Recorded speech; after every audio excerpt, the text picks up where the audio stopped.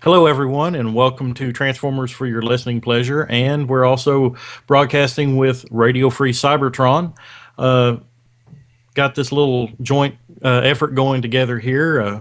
Met the guys at Shardacon a couple weeks ago, and tossed around the idea, and here we are. Hey, guys, how about telling us a little bit about yourself, and then we'll tell your listeners about us, and we'll go from there. I guess I need to start, don't I? Yeah. So, Radio Free Cybertron is a Transformers podcast that has been around for a while. We talk about Transformers and Don's cat and Pokemon and Minecraft and a lot of things that aren't Transformers, but that usually doesn't make it into the show. I have to cut that crap out. I have a cat too. It's called Mr. Bigglesworth. That's pretty awesome. Because I'm not really used to talking about what we do. I'm just kind of at a loss. Guys, help me out. What do we do? We bring the internet the most late-breaking Transformer news available for their purchasing decision abilities. And you only get it 4 days after it actually broke, so... Well, now you could watch the live show we do every Wednesday night. Yeah, that's pretty much which is breaking usually news. more up to date, and you really should watch it because that's where all the best stuff happens when Kilby can't edit it out. Yeah. That's the same with us whenever we broadcast live on YouTube.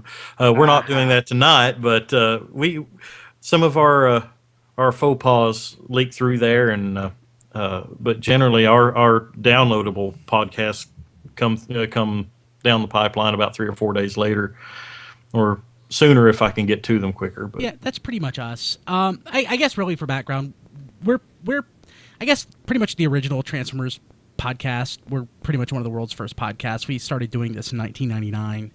Wow. Before it was an idea or a concept. We were actually trying to figure out what in the hell we were.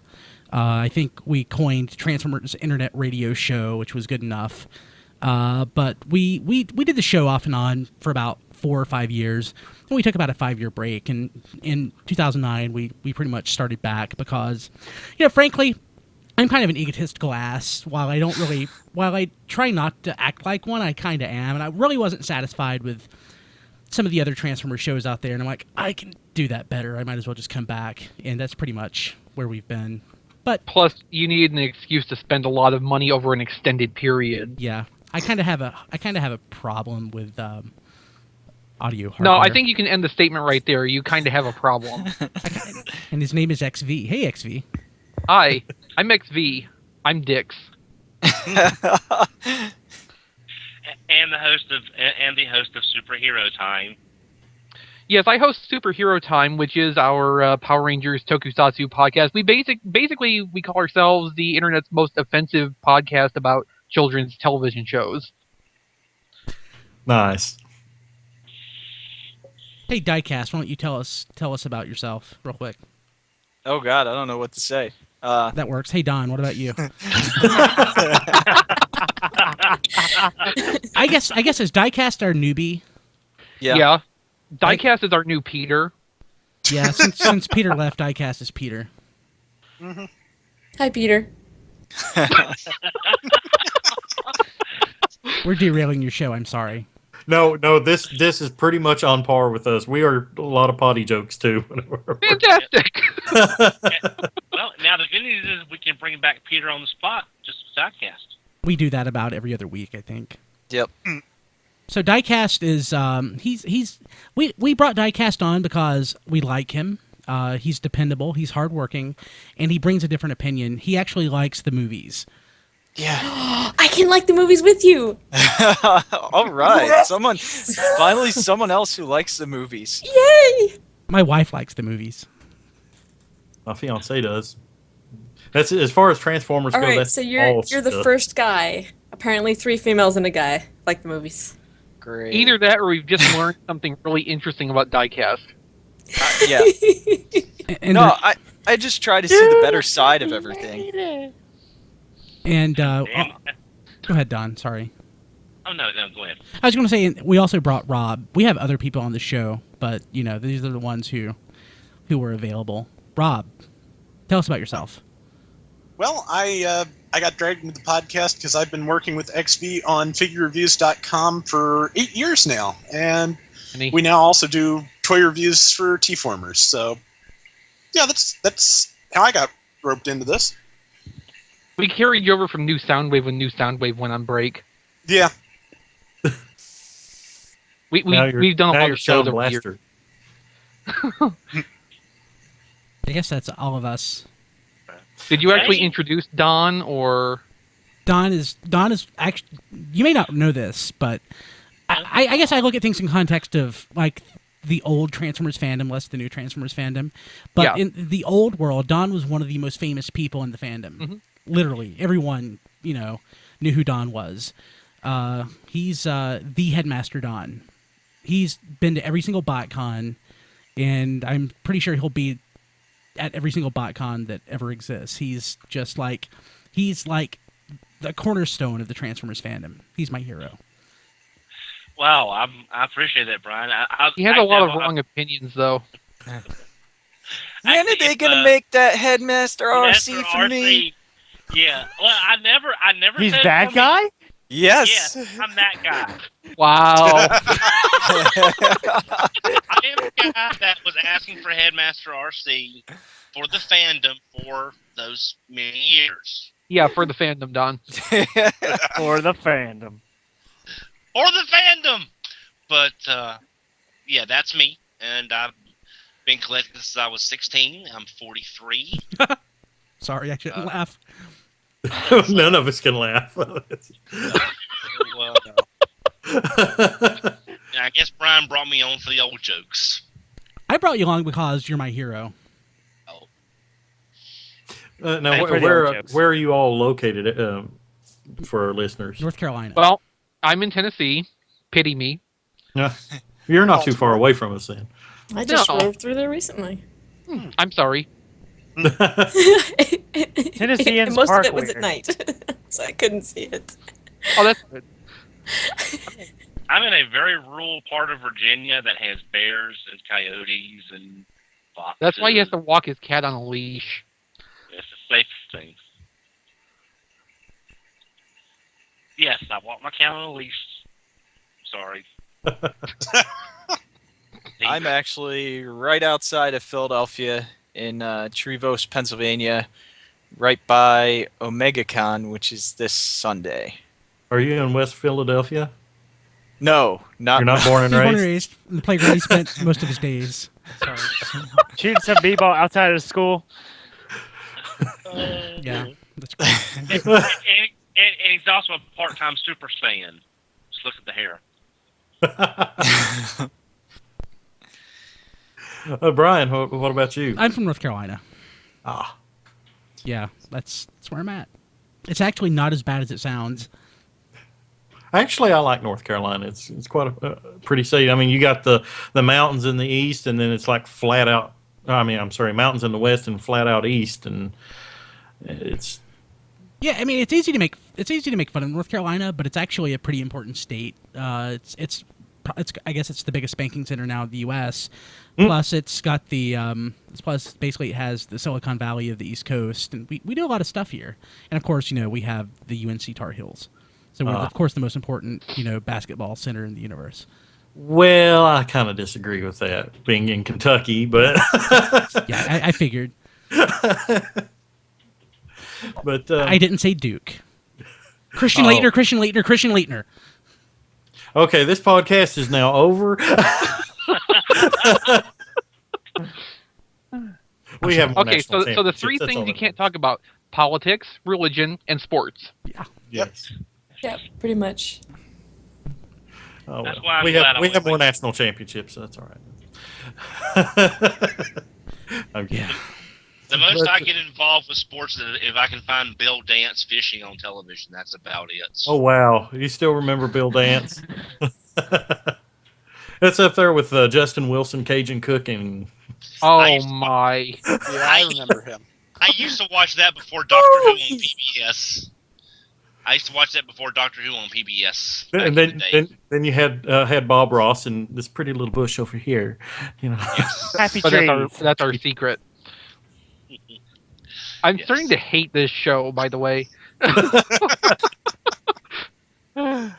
Well, a little bit about TFYLP. We're sort of a new podcast. We've been around since late 2010. We started out. We are produced and distributed by GeekExistence.com. GeekExistence.com is generally anything geek, from gadgets and tech to sci-fi, toys. Video games. Natsume can tell us a little bit more about that later. But Geek Existence, we're slowly growing. My friend Kelly and I, we started with the idea back in early 2010 and started doing some concepts with what we wanted to do with our own website. And it started out as mainly just podcasts with different points of view and everything, but and the toy podcast was done by Insane Galvatron and myself. We started out as a general toy podcast, but once we went through the gamut of all the major boys' toys, and even I believe we did something with My Little Pony, but neither one of us liked it, and neither one of us. Make for difficult podcasting. Yeah, we both pretty much sat there and hated on it. And, that's a toy. Yeah, that's a toy. It's made out of plastic. It does not crack. It has no articulation. We basically went through the gamut and talked about different toy lines that caught our interest as kids, and then once we got to the end of that, it's like, well, the only thing we really have interest in is Transformers. So we basically continued the podcast as Geek Existence Transformers. That way we wouldn't really have to change anything as far as the podcast feed or anything. But we continued with that until late 2011, whenever I had some things happen in my life that made me have to step away from it for a few months, and then right after BotCon in Dallas, I wanted to get back into it because it's something that I enjoyed, and Insane Galvatron enjoys, and we love just getting on and talking about Transformers and sharing ideas and everything, and we got to talking with our roomies at BotCon in Dallas, and I said, hey, why don't we just all get together on this podcast and do it as a team? We can offer so much to the fandom. And I thought, what could we rebrand the podcast? So, first thing that spit out of my mind was Transformers for your listening pleasure. So instead of Rib for her pleasure, it's Transformers for your listening pleasure. I like it. Oh, Lord. Yeah, so TFYLP for short. We take a little lighthearted stance on things. We don't take ourselves too seriously. Unless it's about Harmony Gold, which we hate Harmony Gold. But that's or Transformers Energon, which blows. We even got Gary Chalk to say that once whenever he was on our show. Oh wow! We got Gary Chalk to say that Transformers were better than Crack, so I think we're kind of on equal footing there. There we go. But we also got a recording of him saying, "Weebles shall wobble, but they shall not fall." That's nice. Damn it, you win. And then he proceeded to ask us, "What the hell's a Weeble?" I had some. Yeah, me too. I'm still pissed off that we didn't get those Transformers Weebles from 2010 at Toy Fair or 2011, whichever it was. Those never came out? No, I'm still furious about that. Really? Wow. I thought they did. No. Damn. That sucks. I'm surprised they never showed up at like Ross or any of those places. They probably never got produced. They had the prototypes, and that was as far as it went. It's not like it's hard to prototype those. No. They're paper. I mean, they're paper inside of a globe. I mean, it's not hard. But yeah, we've actually went from there, and we recorded pretty faithfully up until April of this year. And listeners of TFYLP will know I had a very serious accident back in April. I drove a tractor and trailer off of a bridge. Oh wow! I kind of doze off. The YouTube video that is going around is not mine. Because I know Rick Alvarez, whenever he saw me, somehow he had heard that I had done that, and he asked me if that was me, and I said no. I do have some issues that stem from it. Most notably, I have an arm that won't fully straighten now, and I'm trying to support a family on 4 on a very little income right now. So my hobby is pretty much what, if I can't trade for it, I don't get it. And if it's small, I might pick it up. But I made a purchase the other day with a guy on the board. I was able to pick up the IDW Megatron, and my fiance like flipped out for me spending $16 for that figure total shipped, and it kind of makes me sit back and wonder sometimes if I can continue this hobby that can be very, very expensive at times. But there's other ways to enjoy it, and I try to keep my head up. Yeah, I try to keep my head up and just hang in there, bro, and go. Yeah, I had sort of a hard issue when I was first doing RFC. I lost my brother, mother, and father in the course of 18 months, and keeping the podcast going at that time was pretty difficult. So I can totally understand and respect, that you're able to still sort of do this. Yeah, it's things like that are not ever easy to live through, these life-changing things. So it's not. I mean, quite honestly, from April through late June, Transformers, I had some interest in them, but I didn't even watch the show. I had no interest in doing the podcast because it was just too much on me right then. Right now, it's still a little bit stressful for me. I'm getting married next month again, and there's a lot of stress involved with that. And maybe next month there'll probably be a couple weeks we won't even broadcast unless somebody wants to take the reins for that for those weeks. So like Insane Galvatron did a couple times, but it's just really difficult to get in the mindset and to care. And whenever you're doing something like a podcast and you're trying to entertain people as well as inform people, it's hard not to be a Debbie Downer if your mind is dwelling on other things and seeing things that you want but you can't come close to getting right now. And but like I said, it's also therapeutic in a lot of ways. I get to chat with friends that I've had for years now, and in Guard Convoy and Natsume and Mirai Baby, Insane Galvatron, Sideburn 2. Sideburn 2 has been with Geek Existence since before it was Geek Existence. I used to run a website called gen1tf.com, and before that it was transformershomage.com, and he was the very first person to sign up on my message board, and he is still with us, and Michael is a great guy.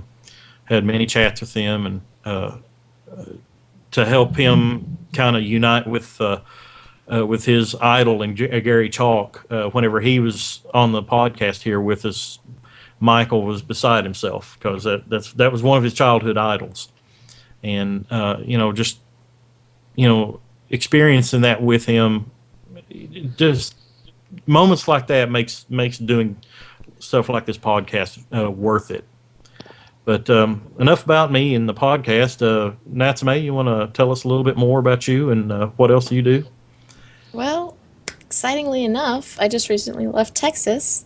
So I've probably driven past every single one of you people on this podcast. I'm now in Rhode Island.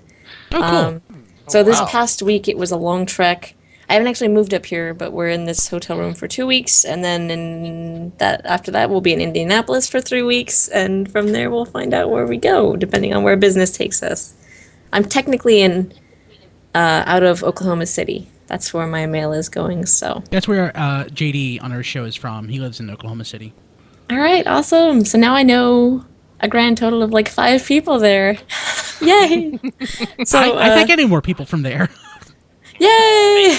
Were you ever a member of or aware of an old Transformers website called coldhardslag.com? I'm afraid not. That was that was put together entirely by a team of fans out of Oklahoma City. Okay. So I've never heard of it. Is it still around? Oh no, it's been gone for about 10 years. Okay, I was gonna say no. I would not have even been in the fandom at that point. We're mostly old farts. Fortunately. My first message board I joined on was Bot Talk back in the day. I'm so sorry. Oh my! Yeah, I think that's probably true I actually for a lot got of banned by people. Renaud for asking him why he deleted one of my posts. Yeah, I've I think been on a forum like that before. I forgot he existed. I think a lot of people who've been in the fandom as long as we have probably have a similar story to that. Yeah, no. You don't, but you suck. I tried to avoid bot talk. I started on All Toys Transformers. I probably would have been there if I'd even known about it, but I really didn't get back into collecting until like late '99, and then on the internet late 2000, and I didn't even know the concept of message boards at the time, and then I discovered Bot Talk, and I'm like, hey, what's this? And then I got banned from there and went to TransFans. At the time, it was still transfans.com, not .uk. And I was a moderator there for over a year, and I got booted out of it for arguing the meaning of pussy. Interesting. Oh Lord! Yeah. Now that has to be a story. Yeah. I went in, and what had happened was a particular poster who happened to be like a really good friend of the admin. Who wasn't the owner of the website? He just was the admin of the board. He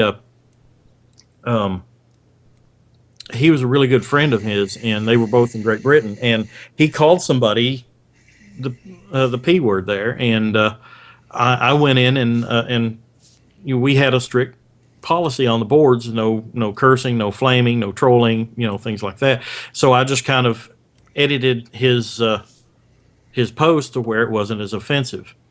And he came back and said, what is offensive about the word pussy? And I said, well, I don't know about you, but here in the United States, if you call someone that, it's generally a sentiment of disparagement. And yeah, we got into a big argument, and basically he told me to leave, don't come back. So, yeah, I'm still registered there, but I rarely go. And that board has pretty much died from what I understand. I've been on TFW ever since it was TFW and Trans Fandom together. Rob Springer ran, or at the very least, partially ran Trans Fandom, didn't he? I think he did. He's on their show. And I was a Trans Fandom myself. I remember Trans Fandom. We had a good relationship with Trans Fandom. We had a good relationship with TFW at one point. I like it all, and TFW. I have no problems with the guys on the podcast over there. I love the guys. Evangelist is awesome. He's hilarious. Met him numerous times.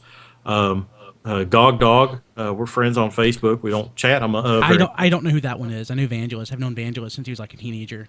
Yeah, and Seth Buzzard. Met him a few times. Don't know who that is. He's kind of quiet. Yeah, I don't have a clue who that is. I really don't. I'm not saying. I actually asked Gog Dog if he wanted to guest on the show one time because we were running.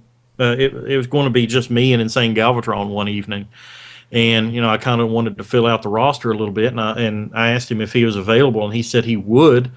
However, he can't because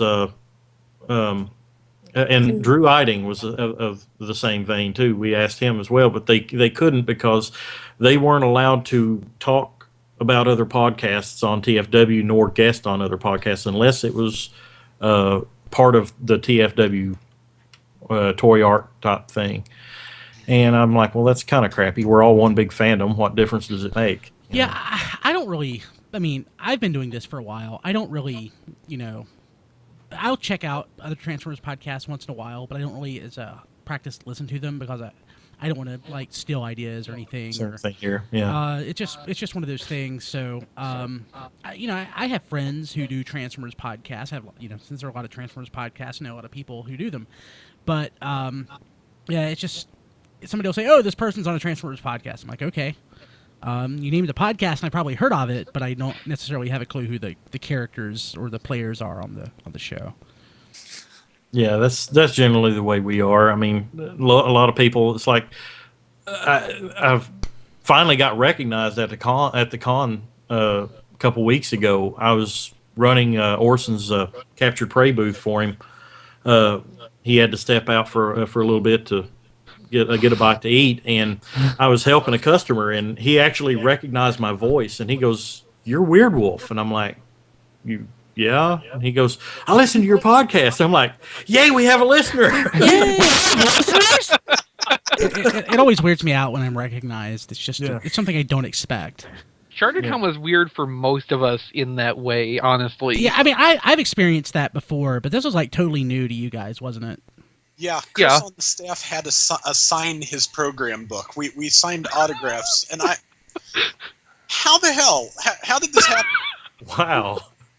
Yeah, I was like, I don't even know how to sign my name. It always weirds me out when I'm asked to do that. It's just odd as hell. And like, I like sleep in my underwear.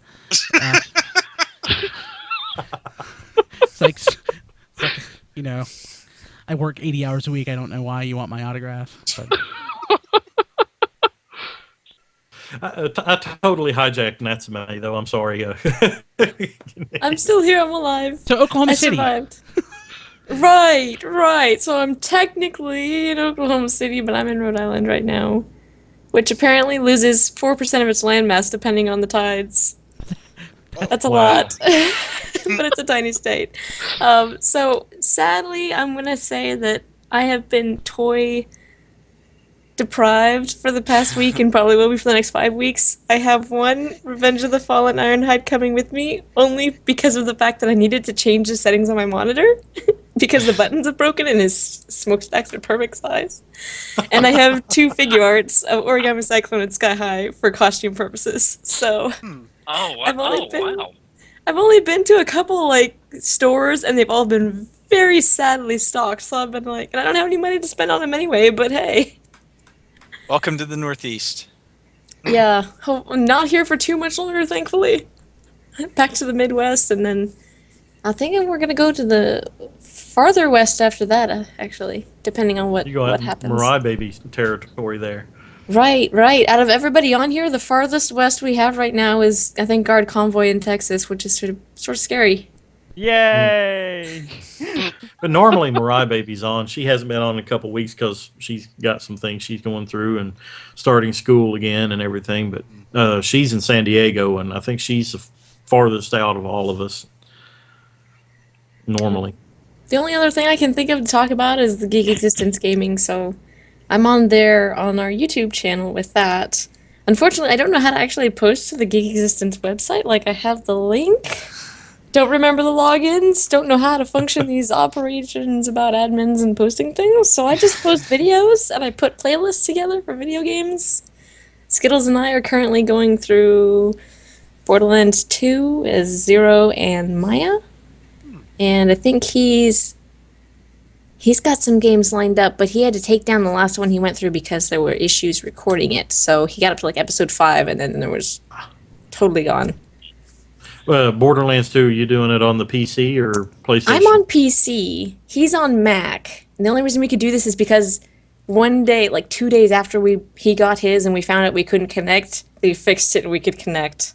I will be getting Borderlands 2 on PS3, though, as Game of the Year edition. I just got it for PC because I got a really great deal on it. It was $20 for that, plus the Season Pass, and plus Borderlands 1 Game of the Year Edition on PC, which I already have the PS3 version. I was like, I'll play it through it again on PC. Who cares? I've already played through 8 times on PS3. I'll play it on PC. Borderlands 2, they just said, is coming out for the PS Vita. Yep. And the PlayStation, the PlayStation 4, you're actually going to be able to stream your games on, what was it, Tumblr? Stream it to Tumblr? What? Twitch. You can do it to Twitch. I was gonna say Twitch, yeah, that's it. Sorry. Twitch. Stream I it knew to it was a Twitch. I T. think there's 10-minute limits to the videos, and then we don't know exactly what all the editing options are. So, and also quality. So we're not sure. I mean, as far as YouTubers go, we're all sort of about all the extra videos, the floods of videos that are going to be uploaded in the future. But at the same time, hopefully they limit it enough that it's not, or at least that you can tell the quality difference between those of us who do it sort of halfway for a living, and then those of us who are just like, hey, I can upload stuff. Let's put it online. Yay! You'd be surprised how many people actually make a lot of money off of doing that. Yes, I am. I can't say what I make, but I make very small amounts because I'm not that popular, and because almost all of my own people from my own channel, out of the almost 1,000 subscribers I have, almost none of them watch it because they're all there for Transformers things, which is the whole reason I got popular on YouTube, was Transformers: Revenge of the Fallen. Oh my gosh. Horrible game. Horrible game. But Best game in my opinion, and apparently according to all of my subscribers. Yeah, it's pretty much true.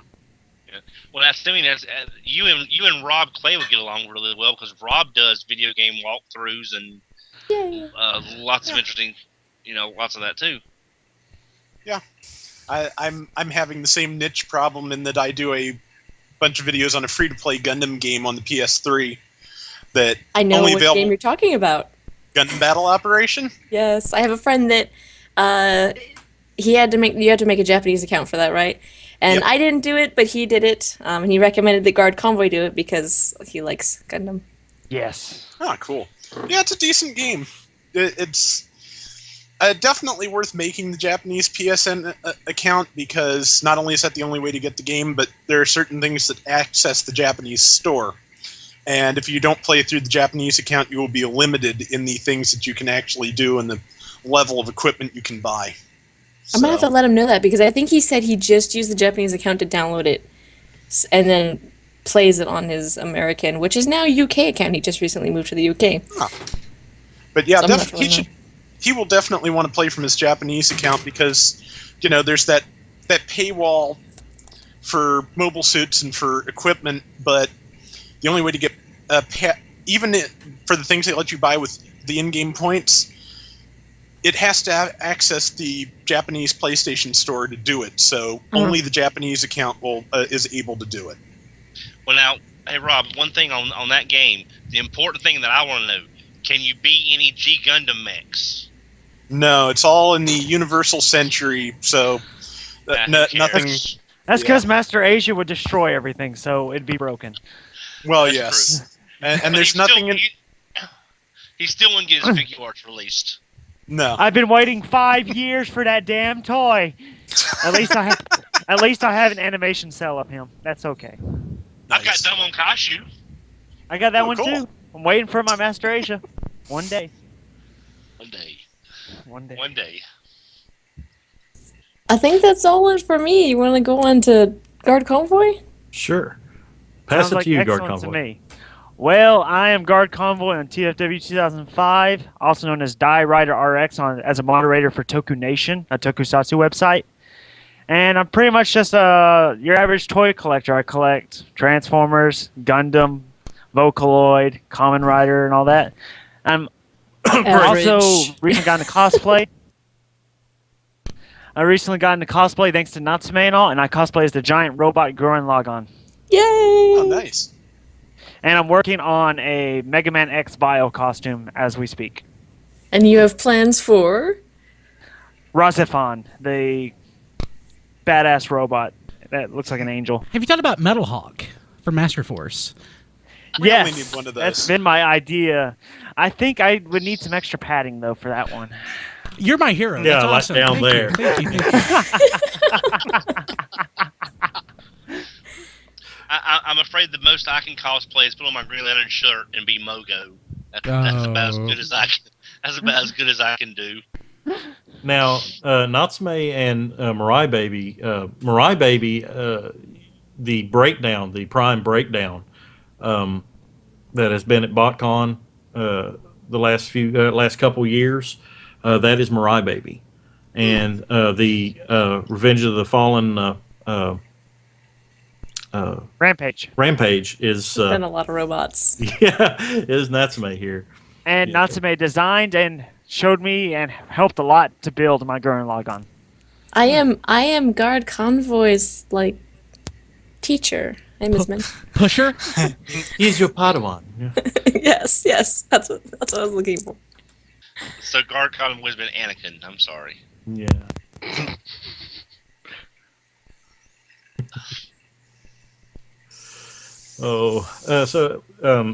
Guard Convoy, tell us about your where you're located and everything. In the middle of nowhere with no internet. Yeah, with crickets chirping and. I think did we lose him? I think we may have lost your microphone. Oh, He's still there. How's that? There you go. Better. Yeah, you Okay, are. it barely cut his. Okay, to get back on Windbreaker the does not track. approve. I pretty much live in North Texas. I go to a bunch of anime conventions with my friends. They cosplay stuff from Mass Effect. A Gurren Lagann is, of course, a Samurai Champloo, just a whole bunch of stuff. I'm just your typical anime Transformer nerd that knows way too much about the most random G1 knowledge shit for no reason. Now you have been getting into Brave quite a bit. Yes, here a little bit. Though lately, the only Brave stuff I have is the Super Robot Chigokins, Galgaigar, Volfog, Huryu, Inryu, and Might Gain. But they're good figures. What's that on?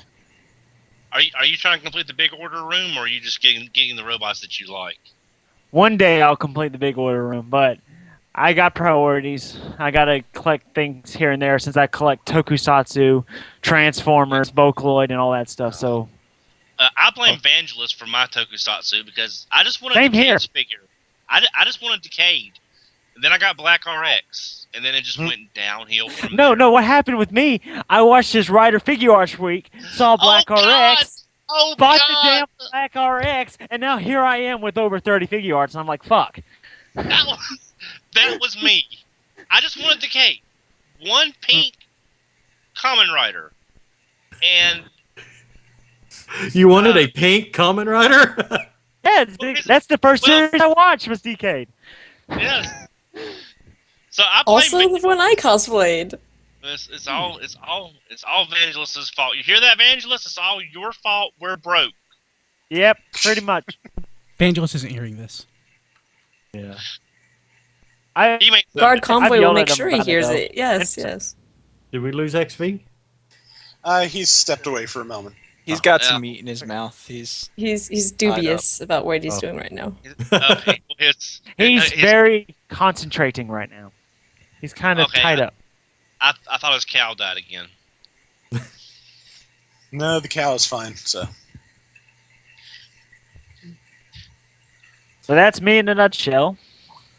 You in a nutshell, huh? So Transformers, yeah, we do tend to talk about them from time to time. Yes, I like GoBots. I like toys. I like toys. Yeah, that's one of our little memes we have going. I like toys. I like toys. Toys. Yeah. Anything in the news that pops out to you? Any of you guys? We'll start with ladies first. Natsume. Anything that you've heard about or seen here in the news the last week or so that really stands out to you? Well, I haven't actually had a lot of access to the internet in the last week. The past 2 days is probably the most internet I've had. But I do see this lovely link in our chat that has a beautiful picture of Warbatron WB01, which is a colored mock-up, and it looks pretty good. I like the gun. And the hands. Articulated figures. Yeah, we talked about Warbatron last week briefly. I wasn't here. I know. Is this a Photoshop of that, or is that an actual paint job on it? Because I remember seeing the unpainted version of this, which is amazing, by the way. I don't like it. You don't? No. I'm tired of Bruticus in general. I just wish I wish that original mold would just crumble to dust. But This coming from a cosplayer who has, give me a moment, Mick is going to be like, this coming from a cosplayer who's cosplayed Brawl in 2 different forms. I think that we may be in the wrong room. That That photo that I put in the chat, that was actually a fan-made mock-up of what the combiner team might look like. So The chest It's wing not is just bad. too low. It's just too low. Yeah, and it just looks that's- disproportioned. I see a Well- tank and I'm happy. I think that looks gorgeous, though. I think it looks great. Yeah, and I'm usually like hard to please with this crap, and I'm fond of it. Swindle doesn't look right to me, but you know what? Who cares? The rest of it looks pretty darn great. I still He's- like my he's, fans project. Yeah. I Same see here. the prices in the Fans Project Bruticus tanking now that this has been announced. Well, is it that, or is it because Fans Project re-released the? I The think it's a little figures bit of again. both, honestly. Yeah. You know, the ready availability of their add-on kit and more. I think the Revenge of the Fallen release of the Bruticus set again helped, and now this. You know, there was one guy I saw. Insane Galvatron sold his set for $300 at Shardicon, and I'm like, wow, you are lucky.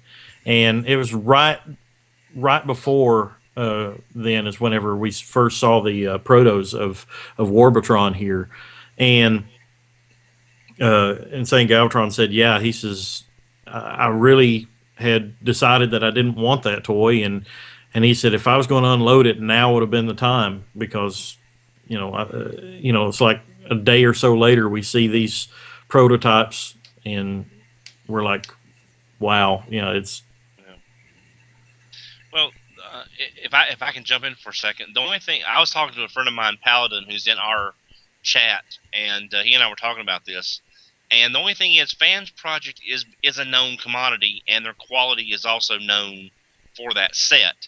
With this being a new company, if the prices drop, I think you'll be seeing it whenever we start seeing actual in-hand samples and things like that, because Fans Project quality has gotten so good over the past few years. I think that's going to carry them a little bit longer than a lot of people will give them credit for until we get in-hand samples for this new figure, because it's a completely unknown company. Who is it? AC Toys? No, or not AC Toys. I don't think we know the company yet, do we? Or have they not made themselves known yet, or they just? I'm Honestly, not sure. it looks like because we know that some third parties go under the guise of different ones, like iGear. I know I'm not exactly sure which third party that they also operate under, but And calling some of these companies is kind of a stretch. yeah. There's another third party company that was at Shardicon that I really can't talk a whole lot about. He made himself known there, but he really didn't want to advertise too much. But he was actually helped out by another well-known third-party company. Yeah, the one you're talking about is pretty great. Yeah, I'm very fond of the one that you're talking about.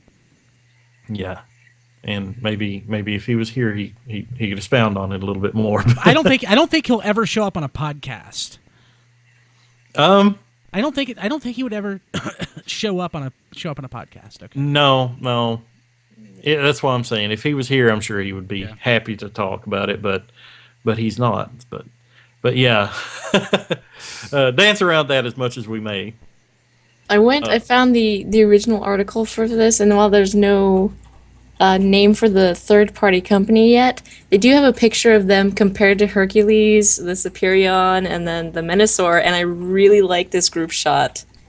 Where is this picture? Let me go ahead and send you this other link, but I followed a link on the original link we had here, and then went to the picture at the bottom, which I'm eating this thing up. Unfortunately, it's not as big as the other. Oh wow, yeah.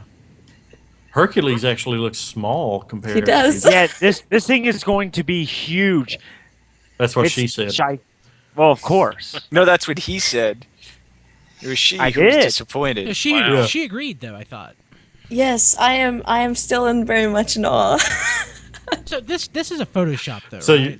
Yes. How do we know? What are we basing this on? I know they did compare it to a Fans Project's Minosaur limb. So that's how most people are getting the scale from. Okay. Yeah. I mean, it's pretty ridiculous. I mean, it's awesome. I like that. Yeah. Now I'm getting. Oh, I'm sorry. Oh, go ahead. No, I've got Intimidator. I've got the 4 small not Stunticons, and I will be getting Diesel when he comes out. It's sort of a shame that he's not quite up to the right size with Uranos, but it's a shame that Uranos exists. Yeah, pretty much. Yeah. I finally unloaded my Blackbird. It's a shame you have to buy an add-on part to make him look like the way he should look coming out of the box. It's a shame that the original combiner exists. But except for the G2 version. Except for the G2 version. It's Except beautiful. For It's beautiful. Because his leg explodes from gold plastic. Yeah, syndrome. I know. I don't want to spend $75 for it. So. But that's a great. That's a great group shot. It's just I never thought I would see a figure other than Metroplex that would make Hercules look small, because I have Hercules and the sucker's massive, and it's just, you know. So people are guessing it's going to be Masterpiece size. Well, that's what people are thinking, because they think it'll be the same size as the Autobot cars. So, it has me scared to just display it if I was able to get it, because I have Hercules in one of my IKEA Detolfs, and he's pretty much, I have to have him kind of like doing the splits a little bit just to fit in the shelf. So get in there. So on our so as I'm recording this, our live stream of Radio Free Cybertron live stream, our Sharktacon panel ended, so I went ahead and re-engaged our live stream of this, and our resident third-party expert, Scaleface, is in the chat right now, and he would be able to tell us, if anyone, which company actually produced Warbotron. So, I mean, it looks like TFC. It looks online. I agree. TFC or maybe even Fans Project, but I think it's a little bit big. No, it's for not. Fans It's Project. not Fans Project because they have a very unique style. Well, manga the style. detail of the figure is what's making me think Fans Project or Fans Project, because Fans Project stuff tends to be a little more detailed than TFC. I don't think Fans Project would jump on this combiner yet, since they already have those add-ons. I would go with TFC, and if you're saying something's wrong with the chest plate, that's typical for TFC, and they'll have an add-on kit to fix that. True. So. The only way I would consider buying this kit if they released it as Ruination from Car Robots or Robots in Disguise and show extra colors. G2 colors. G2 colors. G2 colors, or I would take I would take Valdigus. The big bad battle in Bruticus. Rage of Warbotron set here. So Scaleface is saying that Warbotron is the name of the company. Okay. And he would know. That would explain the title of the. I mean, at first you would expect it to be Bruticus, but that would explain why it has the name and then the number. So yeah, let's do something bigger and badder than everyone else, and we'll see how that works out. Or if it's like me and my trolling exploits, I would just change names. So, the good thing is I ruined this name, I'm going to do another name. So. After TFC did Superion, I mean, they kind of have to change their name now. Well, at least it's not another Predaking. That's true. Oh, Jesus. Thank God. How many freaking Predakings are there? Good Lord. I want the Feral Rex, honestly. I don't even know which one that is. That's the Mastermind creation. I don't know which one that is. The good one. Okay, there you go. Thank you. Brian, Mastermind is the company that did the Hearts of Steel Shockwave. Oh, okay. That was the Steam. Well, the Hearts of Steel line, basically. Yeah. But I'm looking forward to Quantron and the Not Defensor that was pictured. I love Computron. I can't wait to see what that looks like us fully assembled. Not Defensor. I'm just ready for us to get a Lio Kaiser. Where's my Lio Kaiser? Thank you. Someone else finally agrees with me. You guys need to start your own podcast. Or get a room. Obviously. You can join Don in his closet. Oh, my. Don's in his closet right now doing the show. Yeah, my closet of infinite holding here. But no, I mean, that's what I said last week. As a matter of fact, is I have Lyle Kaiser again, being old. I got him back in '96 with Overlord together for $150 plus shipping. So I've had him for a while. But there's so many people out there that don't have this awesome toy, and we need an updated version. I just don't know why we haven't seen it yet. It's because with these third-party companies, they're all focusing on seasons 1 through 3 of G1, because that's what, unfortunately, all people would buy. They're focused on seasons 1 and 2 of G1. They're not focused enough on season 3 of G1. Well, we're getting Predacane. They're not focused enough on season 3 of G1. They need to focus on like season 5 of G1. Give me my Power Master Optimus Prime puppet. Yes, I want a Tommy Kennedy. Tommy Kennedy. I tell you, one thing I haven't seen that I would like is an Abominus that looks like the animation model, if possible, from Call of the Primitives. Yes, please. Yes. That would make me buy that character. That would be gorgeous. Abominus is one of my favorite combiners of all time. I mean, I just love the idea of the monster creatures that combine together. Hunger was I think it stems also from the fact that Abominus was the first combiner that we had that was really posable in any way.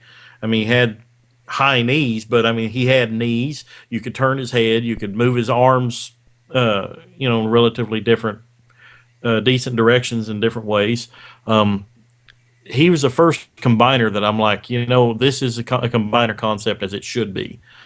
And then we got Monstructor. So if we're mentioning, we need a new Monstructor so we can have a Dino King. Yes, yes, I agree. So if we're talking like Call of the Primitives, I would take anything season 3 that we haven't got. I would take Primacron. Skylink. I would take or I would even take like Primacron, for God's sakes. I mean, I would take anything. I would like to have a little monkey scientist dude, running around like. Look, I don't know. I'll shut up. Stick him next to your Unicron and just pout because that's Primacron was not as good as you. Or DevCon. Yeah. Yes, give me a DevCon. Dial P for Primacron.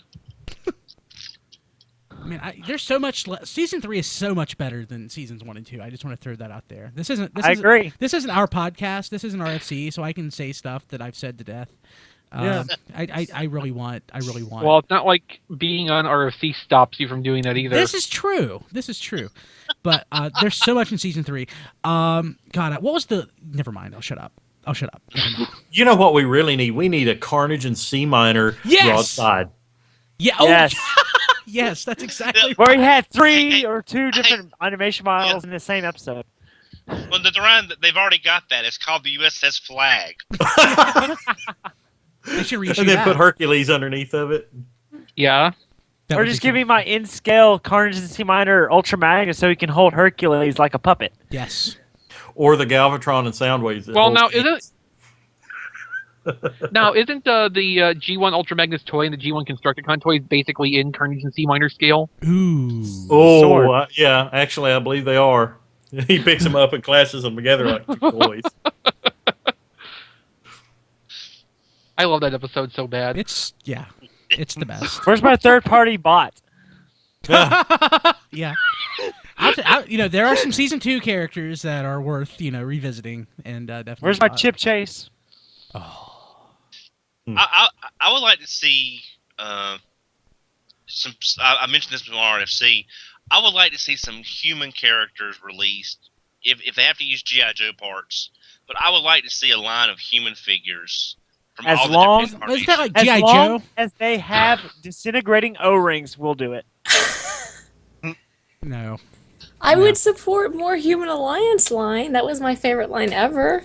If Human Alliance were like renamed into Mask, I would totally be all about that. Thank you. Yeah, that's a pretty good idea. I think I stole that from somebody else, so. Never Wouldn't be the first time. That's true. Little interjection here. I want to mention our sponsor, Captured Prey. CapturedPrey.com. Great toys, great prices, great service. CapturedPrey.com. TFYLP is brought to you weekly by them. Also, check us out on Twitter at TFYLP and also on geekexistence.com and iTunes. We're shameless. Captured Yes. Prey's pretty I awesome. like it. I like Orson. I've known Orson. Yeah, they're for great years. guys. I just got Rat Bat from Orson. It's the most beautiful toy ever. Yeah, I didn't even realize that was a completely, or that the IDW Megatron was a completely different mold from the. Oh yeah, it's a much worse Scourge. mold. It's a much worse mold. Yeah, Hey, I enjoy that toy. I'm sorry. I'm getting ready to get it in the mail, so I'm going to find out firsthand here in a few days. Put return to sender and just. Well, I always like figure if cheap. I don't like it, I can unload it somewhere. Yeah. You know. Well, I got real Goodwill. lucky. Well, Hey, Guard I got Convoy. This should make you happy. Scaleface says that they're making a chip chase. You're shitting me, Scaleface. Really? What? Confused old guy says, "Huh?" Does he come with courage? An accessory? Does he come with a damaged battle computer for Prowl? Does he come with a ripped floppy disk? Oh god, he has gotta have massively powerful forearms. And he has to have a second hand that has the hair all screwy when Soundwave was. Does his little thing, yeah. Yeah. Oh, we need to This look at is these where- pictures. Why don't we have a third party? That didn't work. Totally. Yeah, that would be the best third party item ever. This is not like RFC. I totally had a thought there, and it is. When I'm when I'm hosting, I brain fart all the time. Yeah, I mean, it's Not like hosting is great. I hear somebody say something, and a thought comes on my head. I'm like, ooh, and then I try to get the thought out, and then I'm like, oh, never mind. Oh, I'm still waiting for my signal lancer from Cybertron. Where's that? Oh. Okay, Garcamo, you're going to think that I'm trolling you, but I'm not. I've been wanting that figure for a very. It's basically a mud flap without the crane and repainted. The design is fully done. They just need to make it. I don't know why it hasn't happened. I don't know. Oh, and Paladin brought up another third party that we need is Animated Omega. Yeah, I think everybody Yes. wants that though. Yeah. Give me a Grandis from Animated. I didn't care for that design so much. Well, that's really easy. You can do that with Papercraft. Or by Dagbase. It's the same toy. Yeah. But it's more expensive. I got Dagbase for $60. 1980 what, Don? Actually, it was BotCon 2006. Holy crap! That comes with a chip chase. Holy crap! His What's- glasses are like 3D Sunglasses. goggles. Yeah. And it's not screwed up. It's not like an anime-ish, or a manga-ish Oh, wow. chip chase or something. It's, Look at the detail on that belt, man. That is awesome. What the heck? It's the Ray Charles sunglasses. You got the right thing. He's got courage. Okay, Holy shit! I need that in my life. okay, so now is this a full figure or is this an add-on kit for It looks like it's existing? all part of that Goldbug set. So basically, didn't they pretty much just steal the mold from the classics Bumblebee Yes. the last time Yes, around? yeah, they cloned this from Classic Bumblebee and put And then reshelled it. real Volkswagen parts on it, so it's double infringing. Yeah. That's awesome. Now, who is doing this again? This apparently is Art Effect. Art Feather. Art feather, yeah. Artifact. Oh yeah, okay. Sorry, I They're just got they the were doing, Fall of Cybertron Grimlock upgrades, I think. Is this for pre-order Yes. yet? Can I get this for pre-order? I just want the chip chase. I don't want the gold bug. I just want the chip chase. I'll take the gold bug. I mean, I want both. You know what's sad is that's probably what the masterpiece is gonna look like. Yeah. I love how few shits they give the fact that they're not even coming up with a new name for it. It's Goldbug. Yeah. I just want G1 that. animation version at that. Holy Yeah. shit! Uh-huh. Now, what is the little thing with the claws? Is that from something that I'm not remembering, or That's his attack buddy. That's That's his an ex- courage. That's an extra chunk of plastic to to give you to increase the price. increase the price. Yes.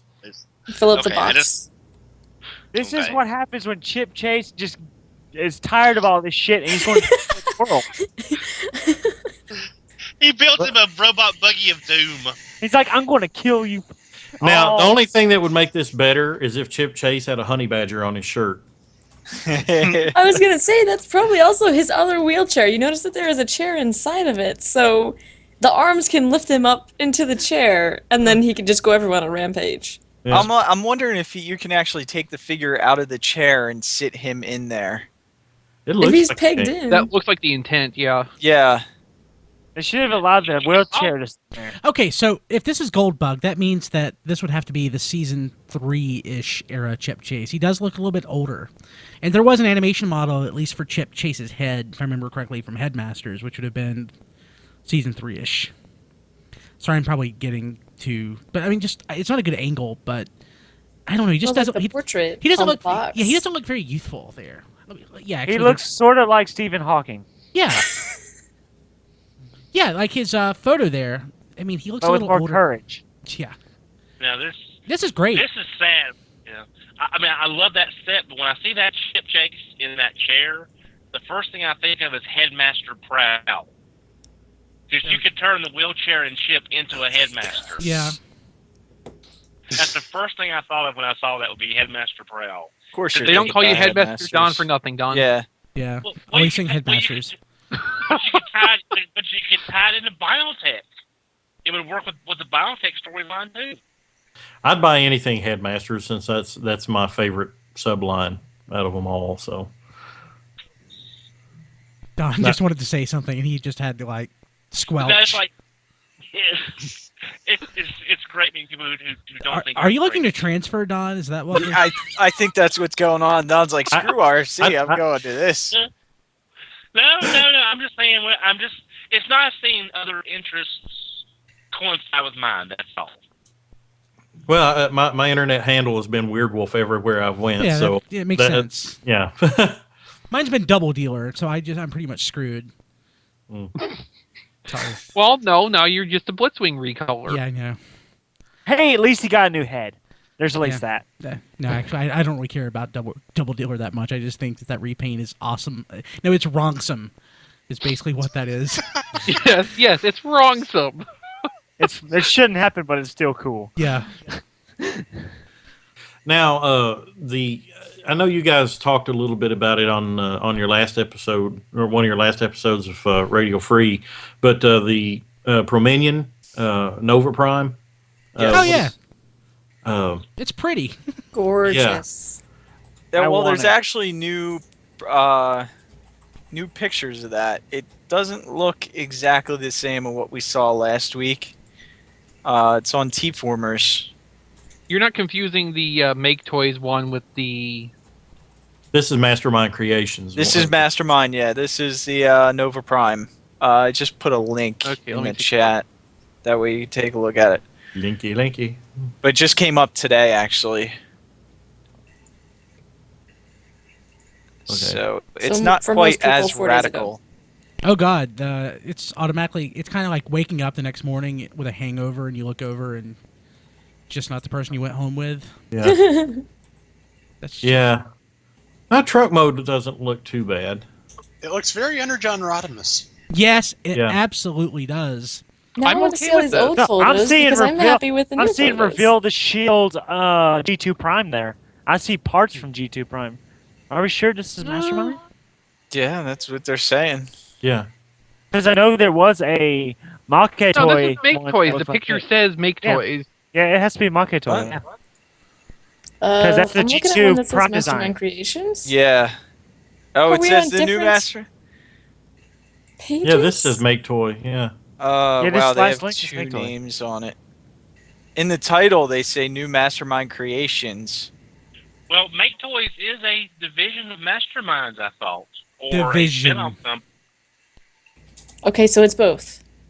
Yeah. Because I see Mastermind Battle Make Toy. Tanker. I see Battle Tanker parts in there, and I'm seeing parts from G2 Prime. You can see the arms the way they transform on the G2 Prime in that cab. So, yeah, but the truck mode does scream a lot of Energon Rodimus, which isn't a bad thing because Energon Rodimus was actually one of the highlights of that line, in my opinion. And I've got Battle Tanker, and that was a very solid figure. It's a very good add-on set for the G2 Optimus. So if that's got the quality of the Battle Tanker, that will be a pretty good piece.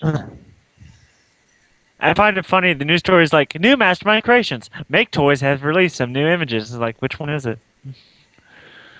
I guess Scaleface got a little mixed up when he was posting that. Pick a company, any company. Wait, so if the one is from today is Make Toys, so Mastermind's doing one and Make Toys is doing one, that's going to be the same figure basically. Well, same no, they're colors, they're different designs. Make Toys is doing one that's very close to the IDW comic design, and the Mastermind one's a little bit more awesome, artistic. I guess. We've been waiting all these years for a Nova Prime, and all of a sudden, two companies at the same time decide, oh, let's make Nova Prime. Yeah, it was the same thing with Devastator. We all wanted a Classics Devastator, and then at the same time, you get Giant and Hercules. And now we have all these Predakings. Well, moving on from third-party stuff to there's another convention coming up here, Slagacon, be at the end of October at the Cincinnati Airport at the Hilton. It's actually in Florence, Kentucky, not Cincinnati itself. But this will be the first year that Slagacon has moved outside the confines of the state of Indiana and the high school gym that it was in before. Or not a high school gym, but it was a more of an armory, I guess. Was it in Fort Wayne by chance? No, it was. I can't remember the name of the city, but yeah, Trans Jazz from TFW, also known as Chad Williams. He is the progenitor of Slagacon, and they recently revealed their first exclusive for Slagacon this year is a City Protection Commander, and it kind of looks like a Creo Omega Supreme. Want to check that out? Yeah. I see that now. I just I'm not blind. I'm just, I'm what am I? I just don't pay attention to anything. So I just glance at that. I'm like, oh, it's a Mega Supreme. Now I'm like, oh, it's Lego. Yeah. Yeah. I kind of hope the next announcement they have is not a Creo or something, but they have announced two guests: Buster Jones, yes, Doc, and Arlene Banis, who is Carly in the original series. That's awesome, but Buster Jones, yeah, that's awesome. That man was styling at BotCon 2012. Yeah. He's a nice. Hopefully this will be a little bit less nerve-wracking for him. Yeah. Maybe he'll remember Blaster. That's an old photo. Yeah. Well, Slagacon is generally it's a very laid-back convention compared to BotCon and even Sharacon. The first one I went to was pretty hopping as far as guests. There was probably a couple hundred guests. That came to the second Slagacon, and then the third one, which was last year, didn't do so hot, quite honestly, because of the Vector Zeta fiasco the previous year. But again, I know we've stated it on previous episodes of TFYLP, but I'm not trying to carry the banner for Slagacon as far as this goes, but I think the guy Chad, he was put in a really bad place.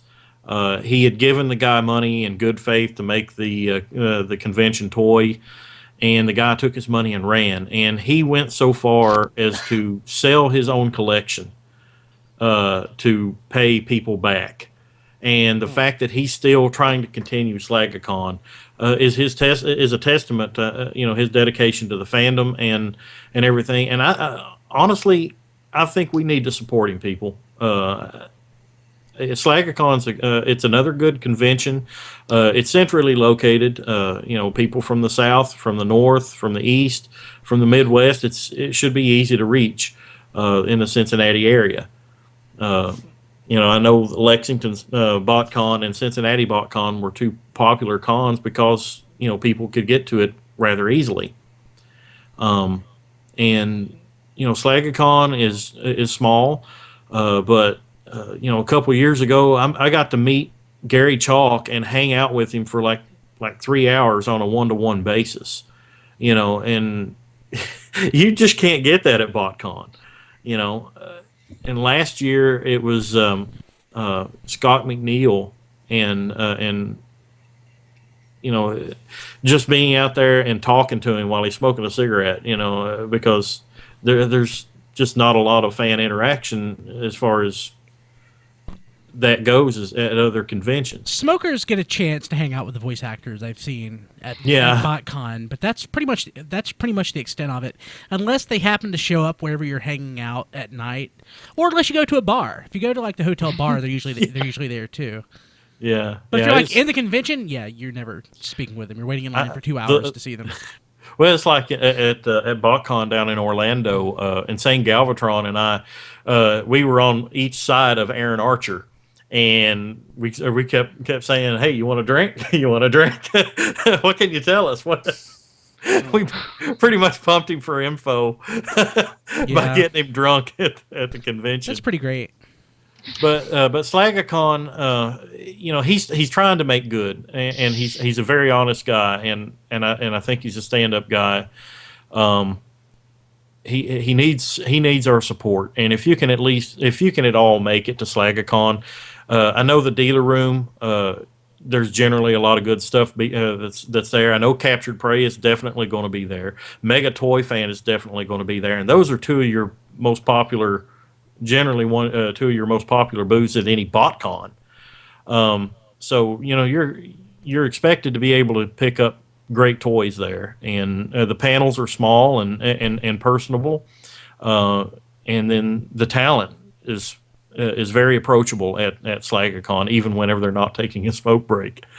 So if you're available October 26th and 27th, and you were on the fence about SlagaCon, I highly recommend it. Has anybody else here been to a SlagaCon yet? No, I haven't. We talked with the organizer for the first year that he did it. We had talked about it, but at the time it just didn't work out. That year, I'm actually chatting with XV in Google Chat right now. I'm like, hey, it's only 4 hours for you. Like, it's 7 for me. It's probably about 8. 1 hour for me. It is 8 for you, Diecast, because I already checked. So I'm like, maybe. But I've wanted to go. I really have, but we haven't made it happen yet. It's actually really cheap too for pre-registering. I'm looking at the thing here. For a weekend attendee pass is $35 for the whole weekend. Very nice. Yeah, BotCon, you can't say that. You get a pizza party, and they usually deliver with the pizza party because they'll just bring in a ton of pizzas, and you can go load up on pizza. And usually they just get a room and set up a bunch of tables. The voice actor comes in, or the guests that they have comes in and eats pizza with you, and it is a blast. I know the year that Gary Chalk was there, seeing him, he sat around and talked about Stargate SG-1 while we were eating pizza. God, I would love to have been there for that. Yeah, that was really awesome. And looks, I don't think they. Yeah, we did it last year, but this year they're doing it again. $10 to add that on. Hey Don, you could drive here and we could drive there together. Just saying. Well, I got 4 weeks of vacation now. I got to use them up somehow. Sorry. Yeah. The rooms are $99. It looks like for cosplayers. All you cosplayers out there, come to SlagaCon. It is the admission to the costume contest is free, and they're actually having a contest. $250 first prize, I believe $150 second prize, and $100 third prize. I believe that's the way it breaks down. So there's been a few cosplayers there each year that I've been, and I don't think they ever actually did a cosplay contest, especially for this much money. So it would be really awesome to see the cosplayers come out. I know I'd love to see Mariah Baby and Natsume and Guard get there, but it'd probably be a little hard for you guys. But it just depends on where I'm at the time. I don't know where I'm going to be in October, but if I'm anywhere nearby, I'm going to try and get something out there. Yeah. My work won't let me off. No way in hell. Well, it seems like I have a inordinate amount of time right now to go to things like this, and while I don't have the money, it's only an hour away from me. I could stay at home if I need to. I have willfully and gleefully traded money for time. Yeah. But then I went around and traded time for money, so it goes both ways. Yeah. City Protection Commander, the trio, it's a bit steep at $20, I think, but seeing I guess he's kind of a custom, that's forgivable. There's still artist tables available, $40. Single day attendees is $20. And there's still a couple versions of dealer booths that are available. Those are a little bit pricier at $200, but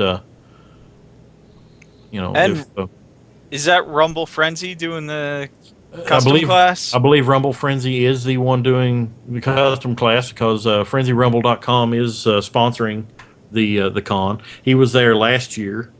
Mega Toy Fan is sponsoring, and as is TF Source. I don't know if TF Source is actually going to be there though. It would make sense if they're sponsoring it though. But yeah, I'm doing Frenzy Rumble's custom class at OmegaCon on Sunday, so that's going to be my first try at customization. I botched that stuff up so bad it's not even worth the effort. I can't even do. Yeah, I couldn't customize a paper bag by cutting eye holes in it. Well, I'm not very artistic, so hopefully, but it's kind of like a template that you have to follow, I think. So I think I'll be all right.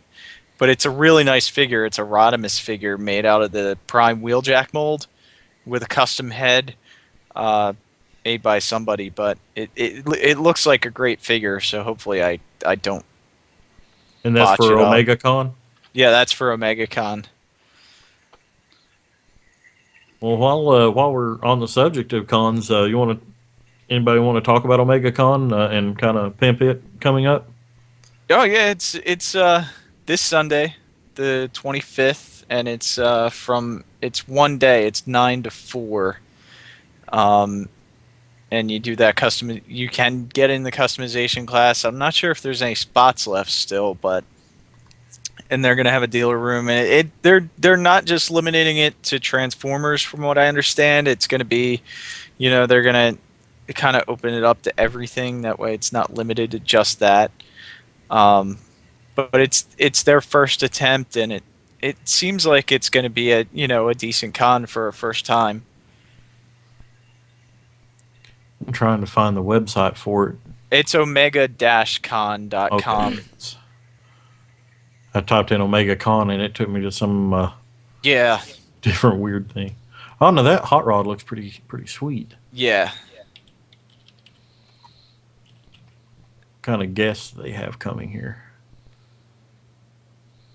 Oh, they have. Oh, Phil Lamar. That's pretty awesome.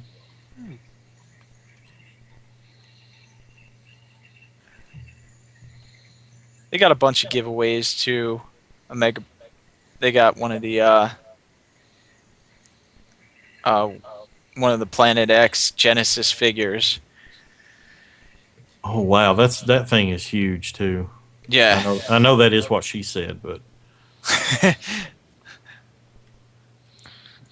I didn't hear Natsume say anything. Wow, that Wheeljack mold does make a good Rodimus. I would not have thought that, but it really does. Oh yeah, Did you see that custom head too that they're doing? I just got the website to pull up. Yeah, that's pretty awesome. I'm gonna be really mad at myself if I mess up that custom. Yeah, that's a Frenzy Rumble head. Yeah, Frenzy Rumble made that head there. You'll definitely mess it up, Diecast. Yeah, probably. Well, good news is it's not like wheel jacks are expensive, so as long as you don't mess up the head, you're good. Well, I think from what someone said is maybe the base parts are going to be already sprayed, so you just have to do the detail work. I'm not sure. Oh, that should be easy. You shouldn't have any trouble with it. It'll be interesting to tell you guys about next week when I actually... Oh, yeah. Yeah. Wow, that's. See, I purchased the figure at BotCon because I'm terrible with figures. I'm terrible with my hands. I can't even do level 1 Gundam kits. I screw them up, even level 1 kits. So, but something like that I would like to try, but it would not turn out well. Lots of things don't turn out well at BotCon, Don. I'm afraid I'd have to agree.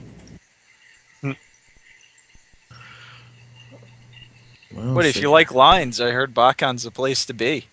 Totally. LineCon. It's certainly not the worst convention for lines, but there are quite a few. But the thing is, at least at those lines, you can talk to people.